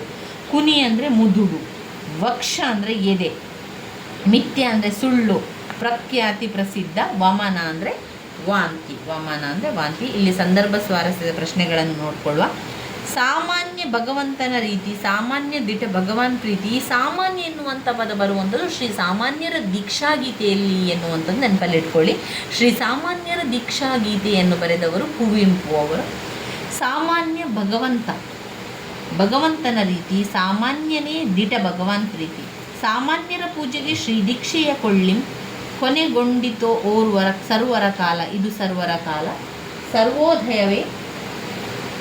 ಸರ್ವೋದಯವೇ ಸ್ವಾತಂತ್ರ್ಯದ ಶ್ರೀತಂತ್ರ. ಇನ್ನಿಲ್ಲವೋ ಅಹಮಹವಿಕೆ ತರತಮಗಳ ವ್ಯಾಜ. ಕುನಿದಿಹ ವಕ್ಷವನ್ನುಬ್ಬಿಸಿ ಉಸಿರಾಡು, ತೊಲಗಿತು ನಿನ್ನೆಯ ನಾಯಿಪಾಡು. ಈ ಸಾಲುಗಳನ್ನು ನೋಡ್ಕೊಳ್ಳಿ. ಇನ್ನೂ ಈ ಸಂದರ್ಭ ಸ್ವಾರಸ್ಯ ಪ್ರಶ್ನೆ ಇನ್ನಷ್ಟಿದೆ. ಅದರಲ್ಲಿ ಇವಿಷ್ಟು ತುಂಬಾ ಮುಖ್ಯವಾಗಿರುವಂಥದ್ದು. ಸರ್ವೋದಯವೇ ಸ್ವಾತಂತ್ರ್ಯದ ಶ್ರೀತಂತ್ರ ಎನ್ನುವಂಥದ್ದು, ಶ್ರೀ ಸಾಮಾನ್ಯರ ದೀಕ್ಷಾಗೀತೆ ಎನ್ನುವಂಥದ್ದನ್ನು ನೆನಪಲ್ಲಿ ಇಟ್ಕೊಳ್ಳಿ. ಇನ್ನು ಪ್ರಶ್ನೋತ್ತರಗಳಲ್ಲಿ ಕೂಡ ಅದೇ ರೀತಿ ಸರ್ವೋದಯ ಅಂತ ಬರುವಂಥದ್ದು, ಶ್ರೀ ಸಾಮಾನ್ಯ ಅಂತ ಬರುವಂಥದ್ದು, ಇದೆಲ್ಲ ಬಂದಾಗ ಅದು ಶ್ರೀ ಸಾಮಾನ್ಯರ ದೀಕ್ಷಾಗೀತೆ ಅಂತ ನಿಮಗೆ ಗೊತ್ತಿರಲಿ.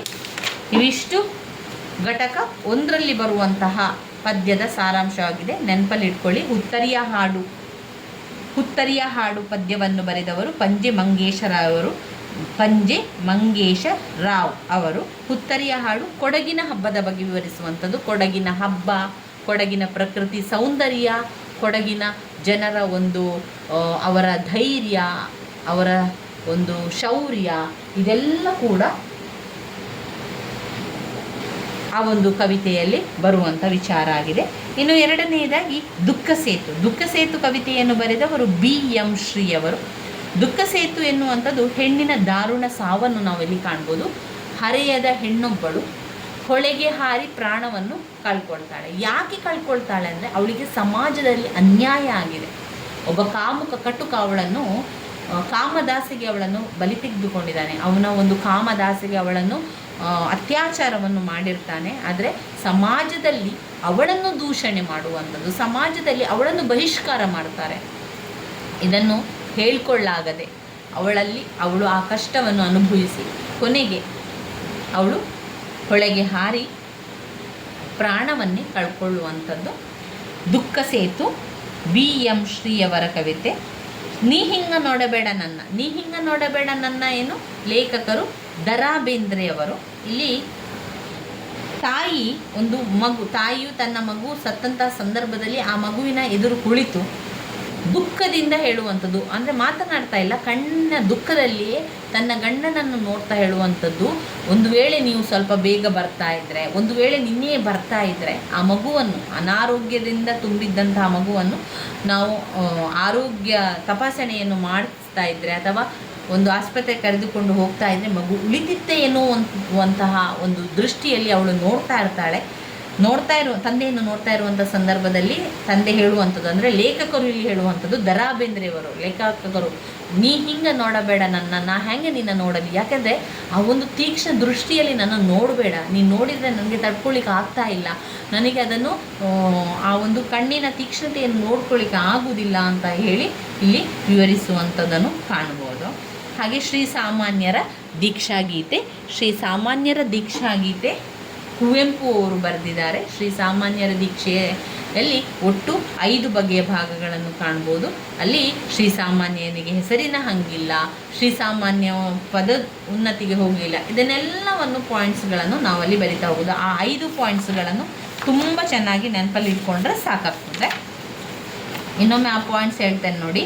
ಶ್ರೀಸಾಮಾನ್ಯರ ದೀಕ್ಷಾಗೀತೆ ಮೊದಲ ಭಾಗದಲ್ಲಿ ಶ್ರೀ ಪದವಿಗೇರಿಸುವ ಹಾಗೂ ಅವನನ್ನು ಭವದುನ್ನತಿಯ ಪ್ರತೀಕವಾಗಿ ಕಾಣುವ ದೃಷ್ಟಿ ಇದೆ. ಶ್ರೀಸಾಮಾನ್ಯನು ಶ್ರೀ ಪದವಿಗೇರಿಸುವ ಅವನನ್ನು ಭವದುನ್ನತಿಯ ಪ್ರತೀಕವಾಗಿ ಕಾಣುವ ದೃಷ್ಟಿ ಇದೆ. ಎರಡನೆಯ ಭಾಗದಲ್ಲಿ ಸರ್ವ ಸಮಾನತೆಯ ತತ್ವ ಪ್ರತಿಪಾದನೆ ಇದೆ. 3 ದಾಸ್ಯದ ಕುರುಹುಗಳನ್ನು ಬಣ್ಣಿಸುತ್ತಲೇ ಅದರಿಂದ ಹೊರಬರಬೇಕಾದ ಆಶಯವನ್ನು ಹೇಳಲಾಗಿದೆ. ಅಂದರೆ ರೈತಾಪಿ ವರ್ಗದವರನ್ನು ಏನು ಹೇಳುವಂಥದ್ದು, ಅವರನ್ನು ದೂಷಿಸುವಂಥದ್ದು ಅದೆಲ್ಲ ಇಲ್ಲ. ಜೀತ ಪದ್ಧತಿ, ದಾಸ್ಯ ಪದ್ಧತಿ ಸ್ಥಿತಿಯನ್ನು ಇಲ್ಲಿ ಅವರು ವಿವರಿಸ್ತಾ ಇದ್ದಾರೆ. ಅನ್ನದಾತನ ಸ್ವರಾಜ್ಯಕ್ಕೆ ಹತ್ತಿರರಾದು ಎನ್ನುವುದು ಭವಿಷ್ಯ ಕವಿಯ ಆಶಯವಾಗಿರುವಂಥದ್ದು. ಇಲ್ಲಿ ಹೇಳುವಂಥದ್ದು ದಾಸ್ಯದ ಕುರುಹುಗಳನ್ನು ಬಣ್ಣಿಸುತ್ತಲೇ ಅದರಿಂದ ಹೊರಬರಬೇಕು ಅಂತ ಹೇಳುವಂಥದ್ದು ಕಾಣ್ಬೋದು. 4ನೇದಲ್ಲಿ ಶ್ರೀಸಾಮಾನ್ಯನಿಗೆ ಹೆಸರಿನ ಹಂಗಿಲ್ಲ, ಕೀರ್ತಿಯ ಹಂಗು ಶ್ರೀಸಾಮಾನ್ಯನ ದೀಕ್ಷಾಗೀತೆಯಲ್ಲಿ ಇಲ್ಲ ಎನ್ನುವಂಥದ್ದು. 5ನೇದು ಲೌಕಿಕ ರಾಜ್ಯದ ಸಮಾನತೆಯು ಆತ್ಮಸಾಕ್ಷಿಯಿಂದ ಉಂಟಾದ ಸ್ಥಿತಿ. ಲೌಕಿಕ ರಾಜ್ಯದ ಸಮಾನತೆಯು ಆತ್ಮಶಕ್ತಿಯಿಂದ ಉಂಟಾದ ಸ್ಥಿತಿಯಾಗಿರುವಂಥದ್ದನ್ನು ಕಾಣ್ಬೋದು. ಇವಿಷ್ಟು ನಾವು ಘಟಕ 1ರಲ್ಲಿ ನೀವು ತಿಳ್ಕೊಳ್ಬೇಕಾಗಿರುವಂಥದ್ದು ಸ್ನೇಹಿತರೆ. ಇನ್ನು ನಾವು ಪರೀಕ್ಷೆಯ ಅಂತಿಮ ತಯಾರಿಯನ್ನು ಮಾಡ್ತಾ ಹೋಗಬೇಕಾದ್ರೆ ಅದರಲ್ಲಿರುವಂಥ ಸಾರಾಂಶ ಪುಟಾಣಿಯಾಗಿ ಸ್ವಲ್ಪ ಸರಳವಾಗಿ ತಿಳ್ಕೊಳ್ಳುವಂಥದ್ದು ತುಂಬಾ ಉತ್ತಮ. ಯಾಕಂದರೆ ನಾವು ಎಲ್ಲವನ್ನು ತಿಳ್ಕೊಳ್ಬೇಕು ಅಥವಾ ಎಲ್ಲ ಒಂದು ಪದ್ಯದ ಸಾರಾಂಶವನ್ನು ತಿಳ್ಕೊಂಡಾಗ ಮಾತ್ರ ನಮಗೆ ಒಂದು ಸ್ವಲ್ಪ ಬರೀಲಿಕ್ಕೆ ಸಾಧ್ಯ ಆಗ್ತದೆ. ಅದರಿಂದ ಆ ಸಾರಾಂಶವನ್ನು ಸರಿಯಾಗಿ ತಿಳ್ಕೊಳ್ಳಿ. ಇನ್ನು ಘಟಕ 2ರಲ್ಲಿ ನಾವು ನೋಡುವುದಾದರೆ ಕಣಿವೆಯ ಮುದುಕ ತುಂಬಾ ಮುಖ್ಯವಾಗಿರುವಂಥದ್ದು. ಕಣಿವೆಯ ಮುದುಕದಲ್ಲಿ ಏನು ಹೇಳಿದ್ದಾರೆ? ಕಣಿವೆಯ ಮುದುಕ ಲೇಖಕರ ಹೆಸರು ಪೂತೀನ, ಅಂದರೆ ತುಂಬಾ ಉದ್ದವಾದ ಹೆಸರು ಅವರದು. ಪುರೋಹಿತ ತಿರುನಾರಾಯಣ ಅಯ್ಯಂಗಾರ್ ನರಸಿಂಹಾಚಾರ್, ಅದರಿಂದ ನಾವು ಅವರನ್ನು ಪೂತೀನ ಅಂತ ಕರೆಯಿರುವಂಥದ್ದು. ಕಣಿವೆಯ ಮುದುಕ ಕವನವನ್ನು ಬರೆದವರು ಪೂತೀನ ಅವರು, ಅಂದರೆ ಪುರೋಹಿತ ತಿರುನಾರಾಯಣ ಅಯ್ಯಂಗಾರ್ ನರಸಿಂಹಾಚಾರ್ ಅಂತ. ಈ ಒಂದು ಕವಿತೆಯ ಕವನದ ವಸ್ತು ಅಂದರೆ ವಿಚಾರ ಅಂತ ಹೇಳಿದರೆ, ಈ ಒಂದು ಕವಿತೆಯಲ್ಲಿ ಒಬ್ಬ ದಾರಿಹೋಕ ಇರ್ತಾನೆ. ದಾರಿಹೋಕನು ಮುದುಕನನ್ನು ಕಣಿವೆಯ ಮಾರ್ಗದಲ್ಲಿ ಭೇಟಿಯಾಗ್ತಾನೆ. ಅವನ ವಿಷಯದಲ್ಲಿ ಕರುಣೆಯನ್ನು ತೋರಿಸ್ತಾನೆ. ಕಠೋರವಾಗಿದ್ದಂತಹ ಮುದುಕ ತನ್ನ ಮೃದು ಹೃದಯದವನಾಗಿ ಪರಿವರ್ತನೆಯಾಗುವಂತಹ ಒಂದು ಕವಿತೆಯೇ ಕಣಿವೆಯ ಮುದುಕದಲ್ಲಿರುವಂಥದ್ದು. ಕವನದ ಆಶಯ ಯಾವ ರೀತಿ ಇತ್ತು ಅಂತ ಹೇಳಿದರೆ, ಕಣಿವೆಯ ಮುದುಕ ಕವನದಲ್ಲಿ ಪ್ರಮುಖವಾಗಿ ಮಾನವತೆಯನ್ನು ಸೂಚಿಸುವ ಅರ್ಥಪೂರ್ಣವಾದ ಸನ್ನಿವೇಶವನ್ನು ನಾವು ಅಲ್ಲಿ ಕಾಣಬಹುದು. ಅಲ್ಲಿ ಒಬ್ಬ ದಾರಿ ಹೋಕ, ಅಲ್ಲಿ ಒಬ್ಬ ಮುದುಕ, ಇಬ್ಬರೇ ಇರುವಂಥದ್ದು. ಇವರಿಬ್ಬರ ನಡುವೆ ಪ್ರತಿಬಿಂಬಿತವಾಗಿರುವಂಥದ್ದು ಹೃದಯಾಂತರಾಳದ ದುಃಖವನ್ನರಿತು ಅನುಕಂಪ ತೋರಿಸುವ ಮನುಷ್ಯತ್ವವು ಮೌನವಾಗಿ ವ್ಯಕ್ತವಾಗಿದೆ. ಬತ್ತಿ ಹೋಗಿದ್ದ ಮುದುಕನ ಹೃದಯದಲ್ಲಿ ಮಮತೆಯ ಕಾರಂಜಿಯನ್ನು ಹುಟ್ಟಿಸಿದವನು ದಾರಿಹೋಕನೇ ಆಗಿದ್ದಾನೆ. ಬತ್ತಿ ಹೋಗಿದ್ದ ಮುದುಕನ ಹೃದಯದಲ್ಲಿ ಮಮತೆಯ ಕಾರಂಜಿಯನ್ನು ಹುಟ್ಟಿಸಿದವನು ದಾರಿಹೋಕನೇ ಆಗಿದ್ದಾನೆ. ಇಲ್ಲಿ ಎರಡು ಮನಸ್ಸುಗಳ ಮೌನದ ಹೊಂದಾಣಿಕೆ ಮಿಳಿತವಾಗಿರುವಂಥದ್ದನ್ನು ಕಾಣ್ಬೋದು. ಬದುಕಿಗೆ ಸಂತೋಷದ ಛಾಯೆ ಮೂಡಿ ಮನಸ್ಸು ನಿರಾಳವಾಗುವುದಕ್ಕೆ ಒಂದು ಸುಂದರವಾದ ಸನ್ನಿವೇಶವನ್ನು ಇಲ್ಲಿ ಕವಿ ವಿವರಿಸುವಂಥದ್ದನ್ನು ಕಾಣ್ಬೋದು. ಅಂದರೆ ಈ ಒಂದು ಕವಿತೆಯಲ್ಲಿ ಕಣಿವೆಯ ಮುದುಕ ಕವಿತೆಯನ್ನು ಬರೆದವರು ಪೂತಿನ ಅವರು. ಅವರ ಪ್ರಕಾರ ನಿಸರ್ಗದತ್ತವಾದ ಗುಡುಗು ಮಿಂಚುಗಳಿಂದ ಕೂಡಿದಂತಹ ಆ ಒಂದು ಕತ್ತಲ ವೇಳೆಯಲ್ಲಿ ಪಯಣಿಸುತ್ತಿದ್ದಂತಹ ಪಯಣಿಗನನ್ನು ಕಂಡು ಮುದುಕ ಕಳೆದು ಹೋದ ತನ್ನ ಮಗನನ್ನು ನೆನೆದು ತನ್ನ ಸ್ಮೃತಿ ಪಟಲದಿಂದ ಸ್ಮರಿಸುವ ಚಿತ್ರಣ ಈ ಒಂದು ಕವನದಲ್ಲಿ ವ್ಯಕ್ತವಾಗ್ತದೆ. ಇಲ್ಲಿ ಎರಡು ಮಾನವೀಯ ಅಭಿವ್ಯಕ್ತಿ ಪರಸ್ಪರ ಎದುರಾಗುವುದನ್ನು ನಾವಿಲ್ಲಿ ಗಮನಿಸ್ತಾ ಹೋಗ್ಬೋದು. ಹಾಗೆಯೇ ಈ ಸಾಲುಗಳನ್ನು ನೋಡ್ಕೊಳ್ಳಿ, ಇದು ಸಂದರ್ಭ ಸ್ವಾರಸ್ಯದ ಸಾಲುಗಳು. ಕಾಣದೇನು ದಾರಿ ಹೋಕ ಮುದುಕ ಅಂತೆಲ್ಲ ಬಂದರೆ ಅದು ಕಣಿವೆಯ ಮುದುಕ ಕವಿತೆಯಿಂದ ಆರಿಸಿಕೊಳ್ಳಲಾಗಿದೆ ಅಂತ ಬರೆಯಿರಿ. ಕಣಿವೆಯ ಮುದುಕದಲ್ಲಿ ಒಂದು ಕಣಿವೆಯ ಬಗ್ಗೆ ಇರುವಂಥದ್ದು, ಒಬ್ಬ ಮುದುಕನ ಬಗ್ಗೆ ಇರುವಂಥದ್ದು, ಒಬ್ಬ ಗೌಡ ಅಂತ ಹೇಳುವಂಥದ್ದು, ಇದೆಲ್ಲ ಕೂಡ ಕಣಿವೆಯ ಮುದುಕದಿಂದ ಆರಿಸಿಕೊಳ್ಳಲಾಗಿದೆ. ಲೇಖಕರು ಪೂತಿನಾರವರು. ಗೌಡ ಕ್ಷಮಿಸಿ ಇರುಳು ಕಾಣದು ಅಂತ ಹೇಳುವಂಥದ್ದು. ಏನು ಗೌಡ ನಿಮಗೆ ರಾತ್ರಿ ಕಾಣ್ತಾ ಇಲ್ಲ, ಮುದುಕ ಜೋರು ಮಾಡುವಂಥದ್ದು, ಮುದುಕ ಹೇಳುವಂಥದ್ದು. ಯಾವಾಗ ಒಬ್ಬ ದಾರಿ ಹೋಗ ಮುದುಕನನ್ನು ದಾಟಿ ಎಡವಿ ಬೀಳ್ತಾನೋ ಅಂಥ ಸಂದರ್ಭದಲ್ಲಿ ಮುದುಕ ಹೇಳುವಂಥದ್ದು, ಮುದುಕನೊಬ್ಬನನ್ನು ಆಗ ಮಿಂಚು ಕೂಡ ಬರ್ತಾ ಇತ್ತು, ಆ ಮಿಂಚಿನಲ್ಲೇ ನೋಡುವಂಥದ್ದು ಆ ದಾರಿ ಹೋಗ. ಆ ಮಿಂಚಿನ ಬೆಳಕಿನಿಂದ ನೋಡಿದಾಗ ದಾರಿ ಹೋಕನ ಮೇಲೆ, ಮುದುಕನ ಮೇಲೆ ಕನಿಕರ ಉಂಟಾಗ್ತದೆ ದಾರಿ ಹೋಕನಿಗೆ. ಅಲ್ಲದೆ ತಾನು ಮಾಡಿದ ತಪ್ಪಿಗೆ ತನ್ನಲ್ಲೇ ಪಶ್ಚಾತ್ತಾಪವನ್ನು ಕೂಡ ಅವನು ಪಡ್ತಾನೆ. ಗೌಡ ಕ್ಷಮಿಸೇ ಎರುಳು ಕಾಣದು, ಮೋಡ ಮುಸುಕಿದೆ ಕಾಡಿನೊಬ್ಬನೇ. ಪ್ರಯಾಣಿಗನು ತನ್ನ ಪ್ರಮಾದದಿಂದಾದಂಥ ನೋವನ್ನು ನಿವಾರಣೆ ಮಾಡಿಕೊಳ್ಳುವ ನಿಟ್ಟಿನಲ್ಲಿ ಗೌಡನೇ ಕ್ಷಮಿಸು ಅಂತ ಹೇಳುವಂಥದ್ದು, ಅಂದರೆ ಈ ಮುದುಕನನ್ನು ದಾರಿ ಹೋಗ ಹೇಳುವಂಥದ್ದನ್ನು ಕಾಣ್ಬೋದು. ಇಲ್ಲಿ ಬಂದಿರುವಂತಹ ಕಠಿಣ ಪದಗಳ ಅರ್ಥ. ಹಳುವ ಅಂದರೆ ಏನು? ಹಳುವ ಅಂದರೆ ಕಾಡು. ಕಾಡು. ಹಳುವ ಅಂದರೆ ಹಲ್ವ ಅಲ್ಲ, ಅದು ಕಾಡು. ಕತಿ ಅಂದರೆ ಏನು? ಕೋಪ. ಕತಿ ಅಂದರೆ ಕೋಪ. ಕರ ಅಂದರೆ ಏನು? ಕರ ಅಂದರೆ ಹಸ್ತ.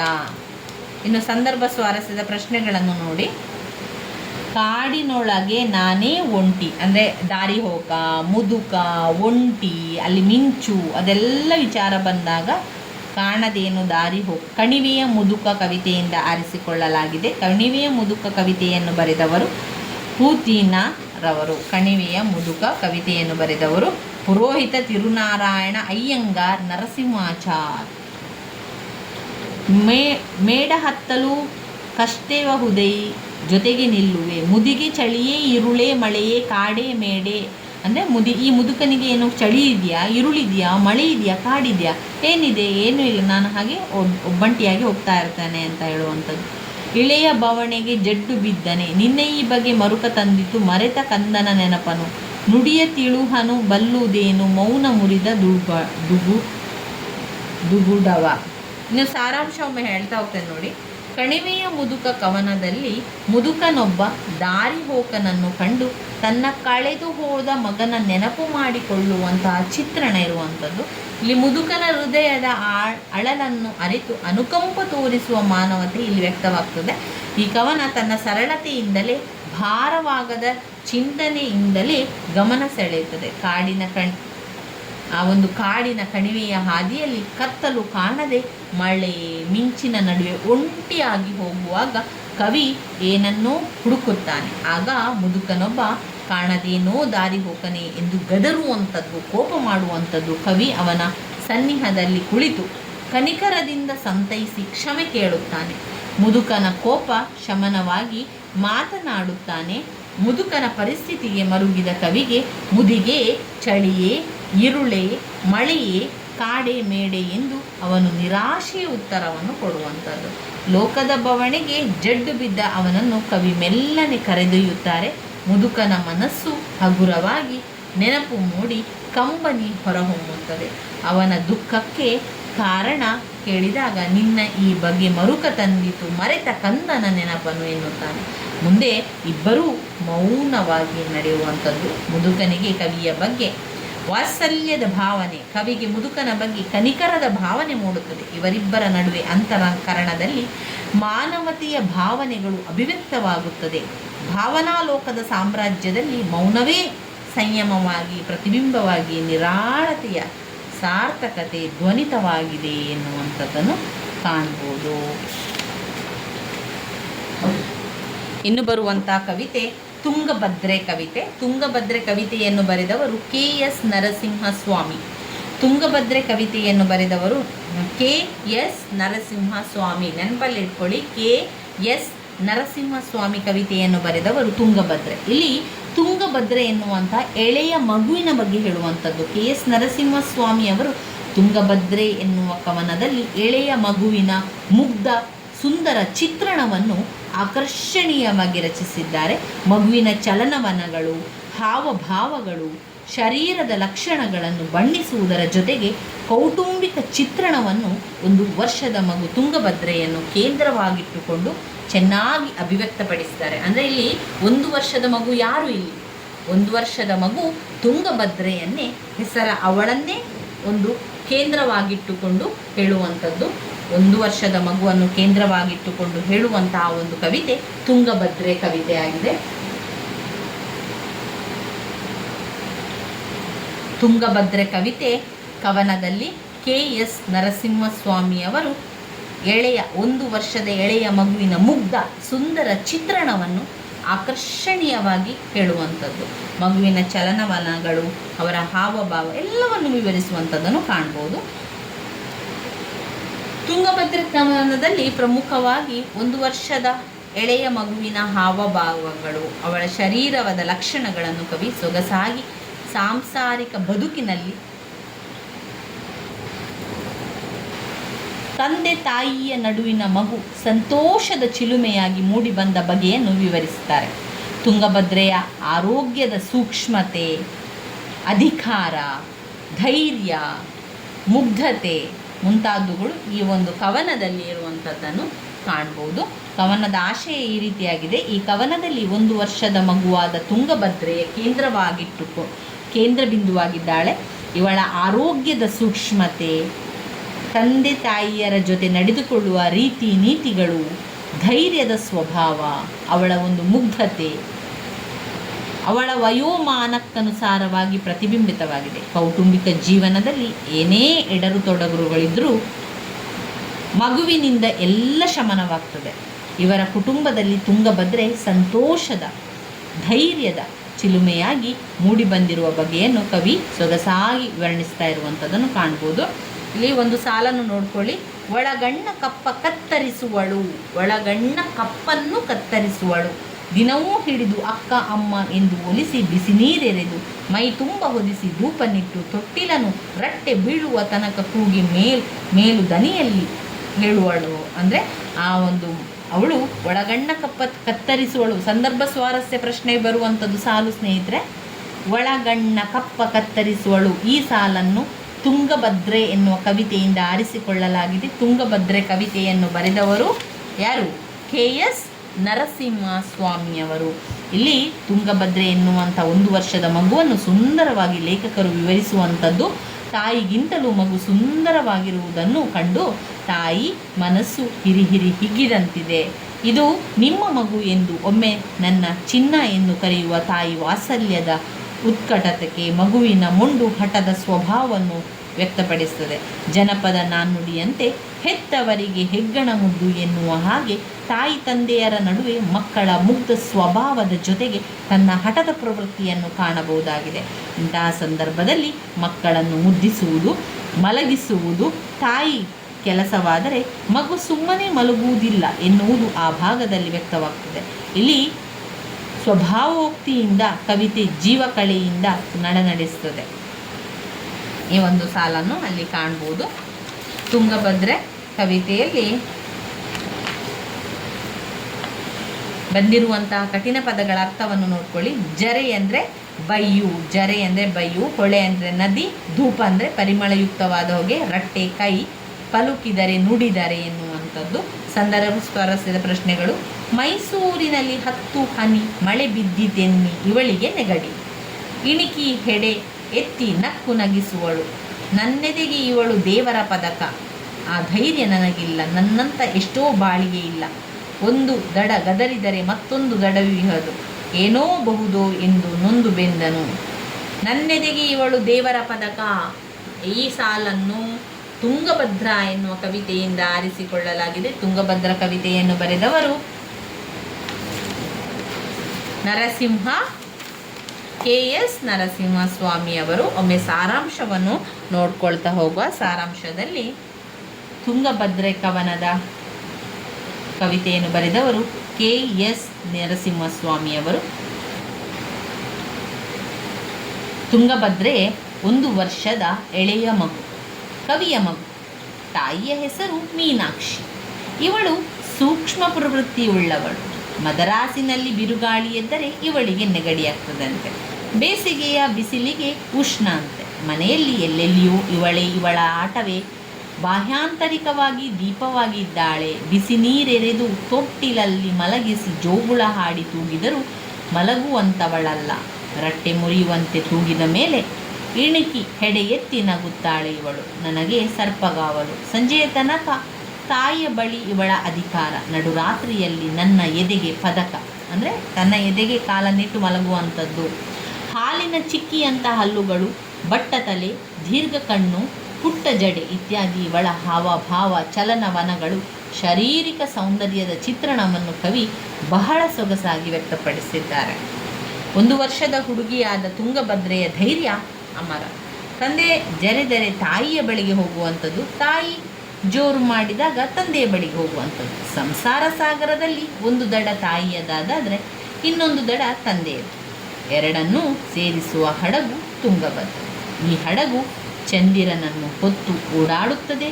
ಅದಕ್ಕೆ ಒಂದಲ್ಲ ಒಂದು ದಡದ ಆಶ್ರಯವಿದೆ. ಇಂತಹ ಧೈರ್ಯ ಎಷ್ಟೋ ಜನರಿಗಿಲ್ಲ. ಭವಿಷ್ಯತ್ತಿನ ಬದುಕಿನಲ್ಲಿ ಮುನ್ನುಗ್ಗದೆ ದಡ ಸೇರುವುದು ದೂರವೆಂದು ತಿಳಿದು ಸಂಶಯದಿಂದ ಆತಂಕದಿಂದ ದಿಕ್ಕೆಡಬಹುದು. ಆದರೆ ತುಂಗಭದ್ರೆಗೆ ಈ ಭಯ, ಆತಂಕ, ಸಂಶಯಗಳೇ ಇಲ್ಲ. ಮುಗ್ಧ ಮನಸ್ಸಿನಿಂದ ಮುನ್ನಡೆಯುವಳಾಗಿದ್ದಾಳೆ. ಇನ್ನು ಬರುವಂತಹ ಕವಿತೆ ವರ್ಧಮಾನ. ವರ್ಧಮಾನ ಕವಿತೆಯನ್ನು ಬರೆದವರು ಎಂ ಗೋಪಾಲಕೃಷ್ಣ ಅಡಿಗವರು. ಎಂ ಗೋಪಾಲಕೃಷ್ಣ ಅಡಿಗವರು ಬರೆದಿರುವಂತಹ ವರ್ಧಮಾನ ಕವಿತೆಯಲ್ಲಿ ಕವಿತೆಯ ವಸ್ತು ಯಾವ ರೀತಿ ಇದೆ ಅಂತ ಹೇಳಿದರೆ, ವರ್ಧಮಾನ ಬದುಕನ್ನು ಹತ್ತಿರದಿಂದ ನೋಡುವಂತಹ ಕವನ. ಈ ಒಂದು ಕವಿತೆ ನಾಯಕ ಯಾರು ಇಲ್ಲಿ? ನಾಣಿಯ ಮಗ ಶೀನಿ. ನೆನಪಲ್ಲಿಟ್ಕೊಳ್ಳಿ, ನಾಣಿಯ ಮಗ ಶೀನಿ. ಯೌವನಕ್ಕೆ ಕಾಲಿಡುತ್ತಿರುವ ಮಗ ಶೀನಿಯ ವೈಪರೀತ್ಯಗಳನ್ನು ಕಂಡು ನಾಣಿ ತಲ್ಲಣಗೊಳ್ಳುವಂಥದ್ದು. ಮಗನ ಭಾಷೆ ಅರ್ಥವಾಗದ್ದಕ್ಕೆ ಚಟಪಡಿಸ್ತಾನೆ. ಆಮೇಲೆ ತನ್ನ ಮಗ ತನ್ನತನವನ್ನು ಕಂಡುಕೊಳ್ಳುವ ರೀತಿಯೇ ಅದೆಂದು ಸಮಾಧಾನಗೊಂಡು ತನ್ನ ಮಗನ ಸ್ವಂತ ವ್ಯಕ್ತಿತ್ವವನ್ನು ರೂಪಿಸಿಕೊಳ್ಳಲಿ ಎಂದು ತಂದೆ ನಾಣಿ ಹಾರೈಸುತ್ತಾನೆ. ತನ್ನ ಮಗನ ಚಟುವಟಿಕೆಗಳು ಕಪಿಚೇಷ್ಟೆಯಾಗದೆ ಹನುಮದ್ವಿಲಾಸಕ್ಕೆ ಸಮವಾಗಲಿ ಎಂದು ಇಚ್ಛೆ ಪಡುವುದು ತಂದೆ. ಹೀಗೆ ಭಾವಗೀತೆಯ ಸತ್ವ, ಚಿಂತನ ಪರತೆ, ನಾಟಕೀಯ ಗುಣಗಳಿಂದ ಕೂಡಿ ಮೂಲಭೂತ ಪ್ರತಿಮೆ ರೂಪಕಗಳ ಮೂಲಕ ಬದುಕಿನ ನೆಲೆಗಳನ್ನು ಗುರುತಿಸುವುದು ವರ್ಧಮಾನ ಕವಿತೆಯಲ್ಲಿ ನಾವು ಕಾಣ್ಬೋದು. ವರ್ಧಮಾನ ಕಾವ್ಯ ವ್ಯಕ್ತಿಯೊಬ್ಬನ ವಿಕಾಸ, ಅವನ ವಿಕಾಸದ ಹಾದಿಯಲ್ಲಿ ವ್ಯಂಗ್ಯಭರಿತ ವಿಡಂಬನಾತ್ಮಕ ಚಿತ್ರಣಗಳನ್ನು ಕಣ್ಣ ಮುಂದೆ ಕಾಣುವಂಥದ್ದು. ಅಂದರೆ ವರ್ಧಮಾನ ಕವಿತೆಯಲ್ಲಿ ನಾಣಿಯ ಮಗ ಶೀನಿ ಮೊದಲಿಗೆ ತಂದೆ ಮಾತನ್ನು ಕೇಳುವುದಿಲ್ಲ. ತಂದೆ ಮಾತನ್ನು ಕೇಳದೆ ದೊಡ್ಡವರು ಹೇಳುವಂಥದ್ದು ಸುಮ್ಮನೆ ಅಂತ ಅವನು ಯೋಚನೆ ಮಾಡ್ತಾ ಇರ್ತಾನೆ, ಕಪಿಚೇಷ್ಟೆಯನ್ನು ಮಾಡ್ತಾ ಇರ್ತಾನೆ. ಗೆಳೆಯರ ಜೊತೆಗೆ ತುಂಟಾಟವನ್ನು ಮಾಡುತ್ತಾ ಏನೋ ಒಂದು ಕೆಟ್ಟ ಕೆಲಸವನ್ನು ಮಾಡ್ತಾನೆ. ನಂತರ ಅವನಿಗೆ ಬುದ್ಧಿ ಬರುವಂಥದ್ದು, ಕೊನೆಗೆ ಅವನು ಅರ್ಥಕೊಳ್ತಾನೆ, ಇಲ್ಲ ನಾನು ಈ ರೀತಿ ಮಾಡಬಾರ್ದು ಎನ್ನುವಂಥದ್ದು. ತಂದೆಗೆ ಅನಿಸ್ತಾ ಇರ್ತದೆ, ಇಲ್ಲ ಇವನು ಒಳ್ಳೆಯವನಾಗುವುದು ಯಾವಾಗ? ಹನುಮದ್ವಿಲಾಸವನ್ನು ಅವನ ಒಂದು ಕೆಲಸ ಎಲ್ಲ ಕಪಿಚೇಷ್ಟೆಯಾಗದೆ ಹನುಮದ್ವಿಲಾಸವಾಗಲಿ, ಸಮಾನವಾಗಲಿ ಅಂತ ಯೋಚನೆ ಮಾಡ್ತಾ ಇರ್ತಾನೆ ತಂದೆ. ಇಲ್ಲಿ ವ್ಯಕ್ತಿ ಸಮಾಜಗಳ ಮಿತಿ, ವ್ಯಕ್ತಿಯ ವಿಕಾಸ, ಮಾಗುವಿಕೆ, ಅರ್ಥಪೂರ್ಣ ಸಾಮಾಜಿಕತೆ ಮುಂತಾದ ಆಶಯಗಳನ್ನು ನಾವಿಲ್ಲಿ ಕಾಣಬಹುದಾಗಿದೆ. ವರ್ಧಮಾನ ಒಂದು ದೀರ್ಘವಾದ ಕವಿತೆ. ಇದರಲ್ಲಿ 4 ಭಾಗಗಳನ್ನು ಕೊಟ್ಟಿದ್ದಾರೆ. ಕವಿತೆಯ ಮೊದಲ ಭಾಗದಲ್ಲಿ ಮಾನವನ ವ್ಯಕ್ತಿತ್ವದ ಬೆಳವಣಿಗೆ ಯಾವಾಗಲೂ ಸಂಕ್ರಮಣ ಸ್ಥಿತಿಯಲ್ಲಿರುವುದನ್ನು ನಾವು ಕಾಣ್ತೇವೆ. ಬಾಲ್ಯ ಕಳೆದು ಹದಿವಯಸ್ಸಿಗೆ ಬಂದಾಗ, ಪ್ರೌಢಾವಸ್ಥೆಗೆ ಬಂದಾಗ ಒತ್ತಾಯದ ಒಂದು ಸೀಮಿತವಲ್ಲದೆ ವಿಕಾಸವಾಗುವ ಕ್ರಿಯೆಯನ್ನು ಸಾಧ್ಯವಾಗಿಸುತ್ತದೆ ಎಂದು ನಾವು ಕಾಣಬಹುದಾಗಿದೆ.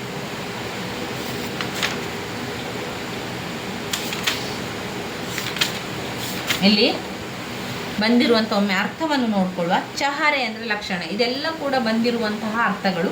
ಚಹರೆ ಲಕ್ಷಣ, ನಭ ಅಂದರೆ ಆಕಾಶ, ಗೆಲ್ಲು ಅಂದರೆ ಕೊಂಬೆ, ಕಂದಕ ಅಂದರೆ ಏನು?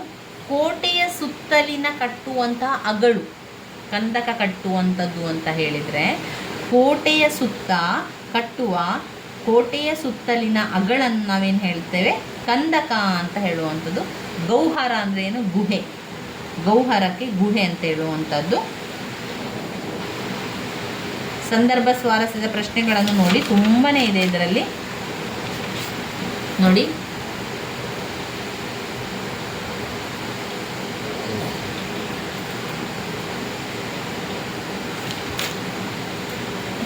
ಯಾಕೆ ಈ ವರ್ಧಮಾನ ಕವಿತೆಯಲ್ಲಿ 4 ಭಾಗವನ್ನಾಗಿ ಮಾಡಿದ್ದಾರೆ ಅಂತ ಹೇಳಿದರೆ, ನಾನು ಇದರಲ್ಲಿ ಹೇಳ್ತಾ ಹೋಗ್ತೇನೆ. ವರ್ಧಮಾನ ಕವಿತೆ ಅಡಿಗರ ಪ್ರಸಿದ್ಧ ಕವಿತೆಗಳಲ್ಲಿ ಒಂದು. ಈ ಒಂದು ಕವಿತೆಯನ್ನು 4 ಭಾಗಗಳಾಗಿ ಮಾಡಿದ್ದಾರೆ. ಅದರಲ್ಲಿ ನಾಯಕ ಮರ್ಕಟ ಬುದ್ಧಿ ಉಳ್ಳವನು. ಮೊದಲ ಭಾಗದಲ್ಲಿ ನಾಯಕ ಮರ್ಕಟ ಬುದ್ಧಿ ಅಂದರೆ ಮಂಗನ ಬುದ್ಧಿ ಇರುವವನು. ತನ್ನ ಹಿಂದಿನ ತಲೆಮಾರು ಅರ್ಥಹೀನವಾಗಿ ಮಾತನಾಡ್ತಾ ಇದ್ದಾರೆ, ಅವರ ಆಲೋಚನೆಗಳೆಲ್ಲ ಸರಿ ಇಲ್ಲ, ಅವರು ತಪ್ಪು ಹೇಳ್ತಾ ಇದ್ದಾರೆ, ಅವರು ನಮಗೆ ಒಂದು ಕಡಿವಾಣ ಹಾಕ್ತಾ ಇದ್ದಾರೆ ಅಂತ ಅವ್ರು ಅಂದ್ಕೊಳ್ತಾರೆ. ಮೀಸೆ ಬಂದ ಜನಕ್ಕೆ ದೇಶ ಕಾಣದು ಎಂಬ ಗಾದೆ ಮಾತಿನಂತೆ ಯೌವನದಲ್ಲಿರುವ ನಾಯಕನಿಗೆ ಪರಂಪರೆಯ ಬಗ್ಗೆ ಯಾವುದೇ ಗೌರವವಿರಲಿಲ್ಲ. ಒಮ್ಮೆಲೆ ಆಕಾಶಕ್ಕೆ ಹಾರ ಬಯಸುವ ಹುಚ್ಚಾಟಗಳಲ್ಲಿ ಅವನು ತೊಡಗಿರ್ತಾನೆ. ಎರಡನೇ ಭಾಗದಲ್ಲಿ ಏನಾಗ್ತದೆ? ನಾಯಕನ ಹುಚ್ಚಾಟಗಳಿಗೆ ಬಂದೊದಗುವಂತಹ ಅಪಘಾತಗಳನ್ನು ಗುರುತಿಸಲಾಗಿದೆ. ಹಿಪ್ಪಿ ಗೆಳೆಯರ ನಡುವೆ ಅವರ ಬೊಬ್ಬೆಗೆ ದನಿಯಾಗುವ ಇವನಿಗೆ ನಿರ್ದಿಷ್ಟವಾದ ಸ್ಪಷ್ಟವಾದ ಉದ್ದೇಶಗಳನ್ನು ಹೊತ್ತು ಗುರಿ ಇಲ್ಲದೆ ಮುನ್ನುಗ್ಗುವ ನಡಿಗೆ ಅವನದು. ತನ್ನ ನಡವಳಿಕೆಯನ್ನು ತಾನೇ ಮೆಚ್ಚಿಕೊಳ್ಳುವ ಅಹಂಭಾವದಿಂದ ತನ್ನ ನಡವಳಿಕೆಯ ಸೆರೆಮನೆಯಲ್ಲಿ ತಾನೇ ಸಿಲುಕಿದ್ದಾನೆ. ಮೂರನೆಯ ಭಾಗದಲ್ಲಿ ನಾಯಕನ ಆತ್ಮಾವಲೋಕನವಿದೆ. ತನ್ನ ಅರ್ಥಹೀನ ನಡವಳಿಕೆಗಳು ಅವನಿಗೆ ಅರಿವಾಗಿದೆ. ಪರಂಪರೆಯ ಮುಂದುವರಿಕೆ ಅವನ ಕಾಲದಲ್ಲಿ ನಿಂತು ಬಿಡುತ್ತದೋ ಎಂಬ ಆತಂಕ ಆತನ ಹಿರಿಯರಿಗಿದೆ. ಹಿಂದಿನ ಹುಚ್ಚಾಟಗಳ ಜಾಗದಲ್ಲಿ ಅವನು ಗಂಭೀರ್ಯವಾಗಿರುವಂಥದ್ದನ್ನು ಕಾಣಬಹುದು. ನಾಲ್ಕನೆಯ ಭಾಗದಲ್ಲಿ ನಾಯಕನ ಆತ್ಮಶೋಧನೆ ನಡೀತದೆ. ಕವಿತೆಯ ಪ್ರಾರಂಭದಲ್ಲಿ ಕಾಣಿಸುವಂತಹ ನಾಯಕನಿಗೂ ಇಲ್ಲಿ ಕಾಣಿಸುವ ನಾಯಕನಿಗೂ ವ್ಯತ್ಯಾಸ ಸ್ಪಷ್ಟವಾಗ್ತಾ ಹೋಗ್ತದೆ. ಇಲ್ಲಿ ನಾಯಕನಿಗೆ ನಿರ್ದಿಷ್ಟ ಉದ್ದೇಶ ಇರ್ತದೆ. ಕೊನೆಯ ಭಾಗದಲ್ಲಿ ಅವನಿಗೆ ಬುದ್ಧಿ ಬರ್ತದೆ, ಅವನಿಗೆ ತಪ್ಪಿನ ಅರಿವಾಗ್ತದೆ. ಯಾಕೆ ನಾವು ಸಂಸ್ಕೃತಿಯನ್ನು ಕಲಿಬೇಕು, ನಮ್ಮ ಹಿರಿಯರು ಹೇಳಿದ್ದನ್ನು ಪಾಲಿಸಬೇಕು ಎನ್ನುವಂಥದ್ದನ್ನೆಲ್ಲ ಅವನಿಗೆ ಅರ್ಥ ಆಗ್ತದೆ. ಬಾಹ್ಯ ಚಟುವಟಿಕೆಯಲ್ಲಿ ಕಾಣುತ್ತಿದ್ದ ತೃಪ್ತಿ ಈಗಿಲ್ಲ.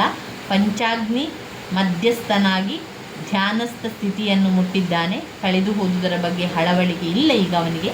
ತನ್ನ ವ್ಯಕ್ತಿತ್ವವನ್ನು ತಾನೇ ಕಂಡುಕೊಳ್ಳುವ ಸ್ವಯಂ ಪ್ರಭೆಗಾಗಿ ಹುಡುಕಾಟ ನಡೆಸಿದ್ದಾನೆ. ಪರಂಪರೆಯಿಂದ ಪಡೆದುಕೊಳ್ಳಬಹುದಾದ ವಿಷಯಗಳ ಬಗೆಗೆ ಆಸಕ್ತಿ ಬೆಳೆದಿದೆ.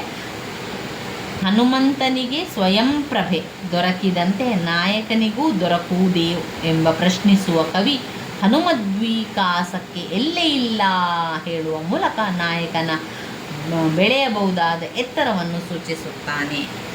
ಇನ್ನು ಈ ಒಂದು ಕವಿತೆಯ ಭಾಗದಲ್ಲಿ ವಿಭಾಗ 2ರಲ್ಲಿ ಇನ್ನೊಂದು ಬಾಕಿಯಾಗಿರುವಂಥದ್ದು ದಾಸಿಮಯ್ಯ ಮತ್ತು ಬೆಕ್ಕು. ಅವಿಷ್ಟನ್ನು ನಾವೀಗ ಮಾಡಿಕೊಳ್ಳುವ.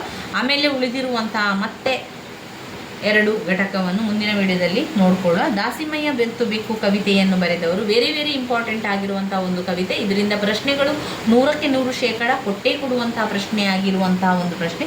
ದಾಸಿಮಯ್ಯ ಮತ್ತು ಬೆಕ್ಕು ಸೂರ್ರಂ ಎಕ್ಕುಂಡಿಯವರು ಬರೆದಿರುವಂತಹ ಈ ಒಂದು ಕವಿತೆಯಲ್ಲಿ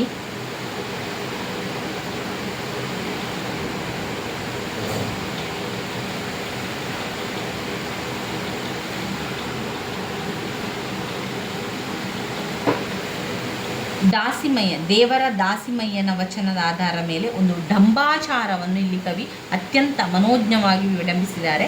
ಕಾಯಕವೇ ಕೈಲಾಸ ಎಂದು ತಿಳಿಸಿದ್ದ ದೇವರ ದಾಸಿಮಯ್ಯ ಧಾಂಬಿಕ ವ್ಯಕ್ತಿಯ ಆಚರಣೆಯಿಂದ ದೂರ ಉಳಿದಿದ್ದು ಅದನ್ನು ಕಟುವಾಗಿ ಟೀಕಿಸುವಂಥದ್ದನ್ನು ಕಾಣ್ಬೋದು. ಇದನ್ನು ಪ್ರಸ್ತುತ ಕವಿತೆಯ ಅಂತ್ಯದಲ್ಲಿ ಗುರುತಿಸಬಹುದು.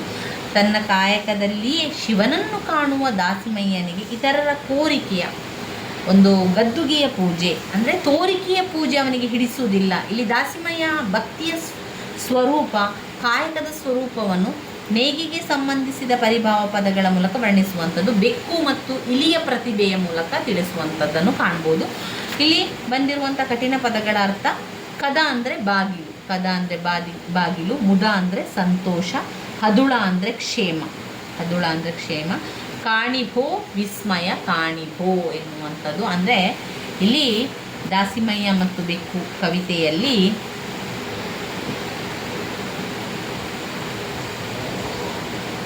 ದಾಸಿಮಯ್ಯ ಹೇಳ್ತಾ ಇರುವಂಥದ್ದು ಎಲ್ಲರಿಗೂ ಕೂಡ ತೋರಿಕೆಯ ಪೂಜೆ ಬೇಡ, ಪೂಜೆ ಪುನಸ್ಕಾರ ಹೋಮ ಹವನ ಬೇಡ.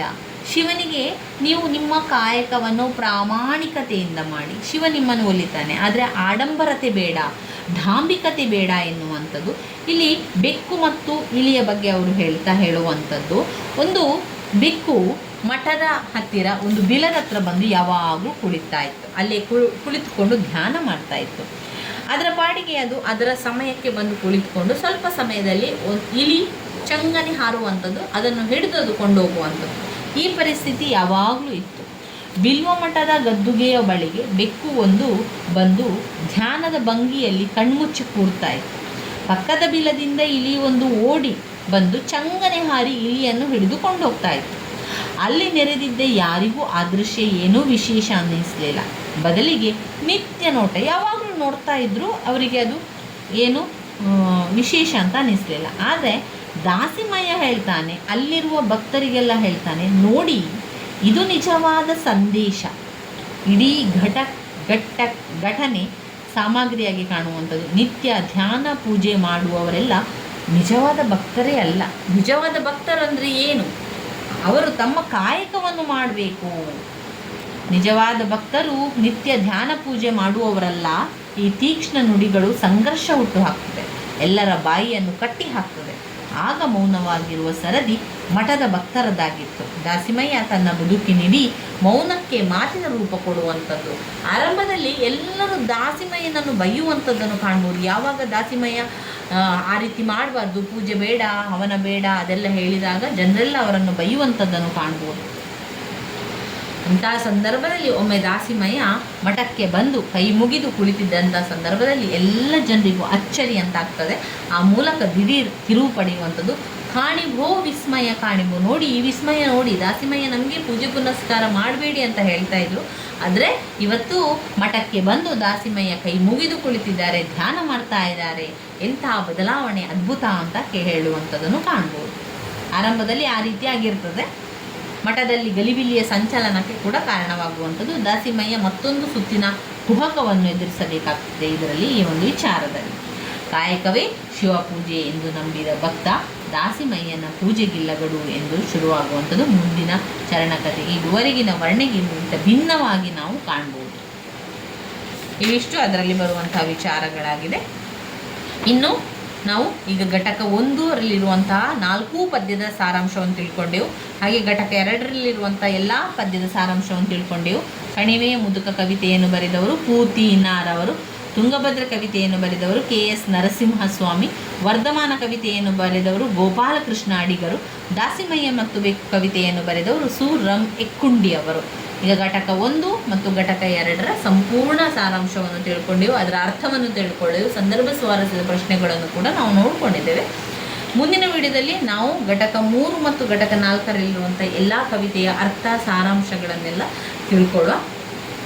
ನನ್ನ ವೀಡಿಯೋಸ್ ಎಲ್ಲ ನಿಮಗೆ ಇಷ್ಟ ಆಗಿದರೆ ಲೈಕ್ ಕೊಡಿ, ಶೇರ್ ಮಾಡಿ, ಸಬ್ಸ್ಕ್ರೈಬ್ ಮಾಡಲಿಕ್ಕೆ ಮರಿಬೇಡಿ. ಇದು ಪರೀಕ್ಷೆಯ ಅಂತಿಮ ತಯಾರಿಯಾಗಿರುವಂಥದ್ದು. ಯಾರೆಲ್ಲ ಪುಸ್ತಕವನ್ನು ನೋಡ್ಕೊಳ್ಳಿಲ್ವೋ ಸ್ವಲ್ಪ ಇದರನ್ನಾದರೂ ಕೂಡ ಸ್ವಲ್ಪ ಸಾರಾಂಶವನ್ನು ತಿಳ್ಕೊಂಡು ಎಲ್ಲ ಪ್ರಶ್ನೆ ಕೂಡ ಉತ್ತರವನ್ನು ಬರಿತಾ ಹೋಗಿ. ನಮಗೆ ಈ ಒಂದು ಹೊಸಗನ್ನಡದ ಕವಿತೆ ಮತ್ತು ನಾಟಕ ತುಂಬಾ ಮುಖ್ಯವಾಗಿರುವಂತಹ ಒಂದು ಪುಸ್ತಕ ಆಗಿರುವಂಥದ್ದು. ಮುಂದಿನ ಪುಸ್ತಕದಲ್ಲಿರುವಂಥದ್ದು ಪ್ರಶ್ನೋತ್ತರಗಳು ಮಾತ್ರ ಬರುವಂಥದ್ದು, ಅಂದರೆ 5 ಅಂಕದ ಪ್ರಶ್ನೆ ಹಾಗೆ 10 ಅಂಕದ ಪ್ರಶ್ನೆಗಳು ಬರುವಂಥದ್ದಾಗಿರ್ತದೆ. ಇದರಲ್ಲಿ ಸಂದರ್ಭ ಸ್ವಾರಸ್ಯ, ಸಂದರ್ಭ ಸಹಿತ ಅರ್ಥಗಳನ್ನೆಲ್ಲ ಕೊಡುವುದರಿಂದ ಇದನ್ನು ಮೊದಲಿಗೆ ನೀವು ಓದ್ಕೊಳ್ಬೇಕು. ಧನ್ಯವಾದಗಳು ಸ್ನೇಹಿತರೆ.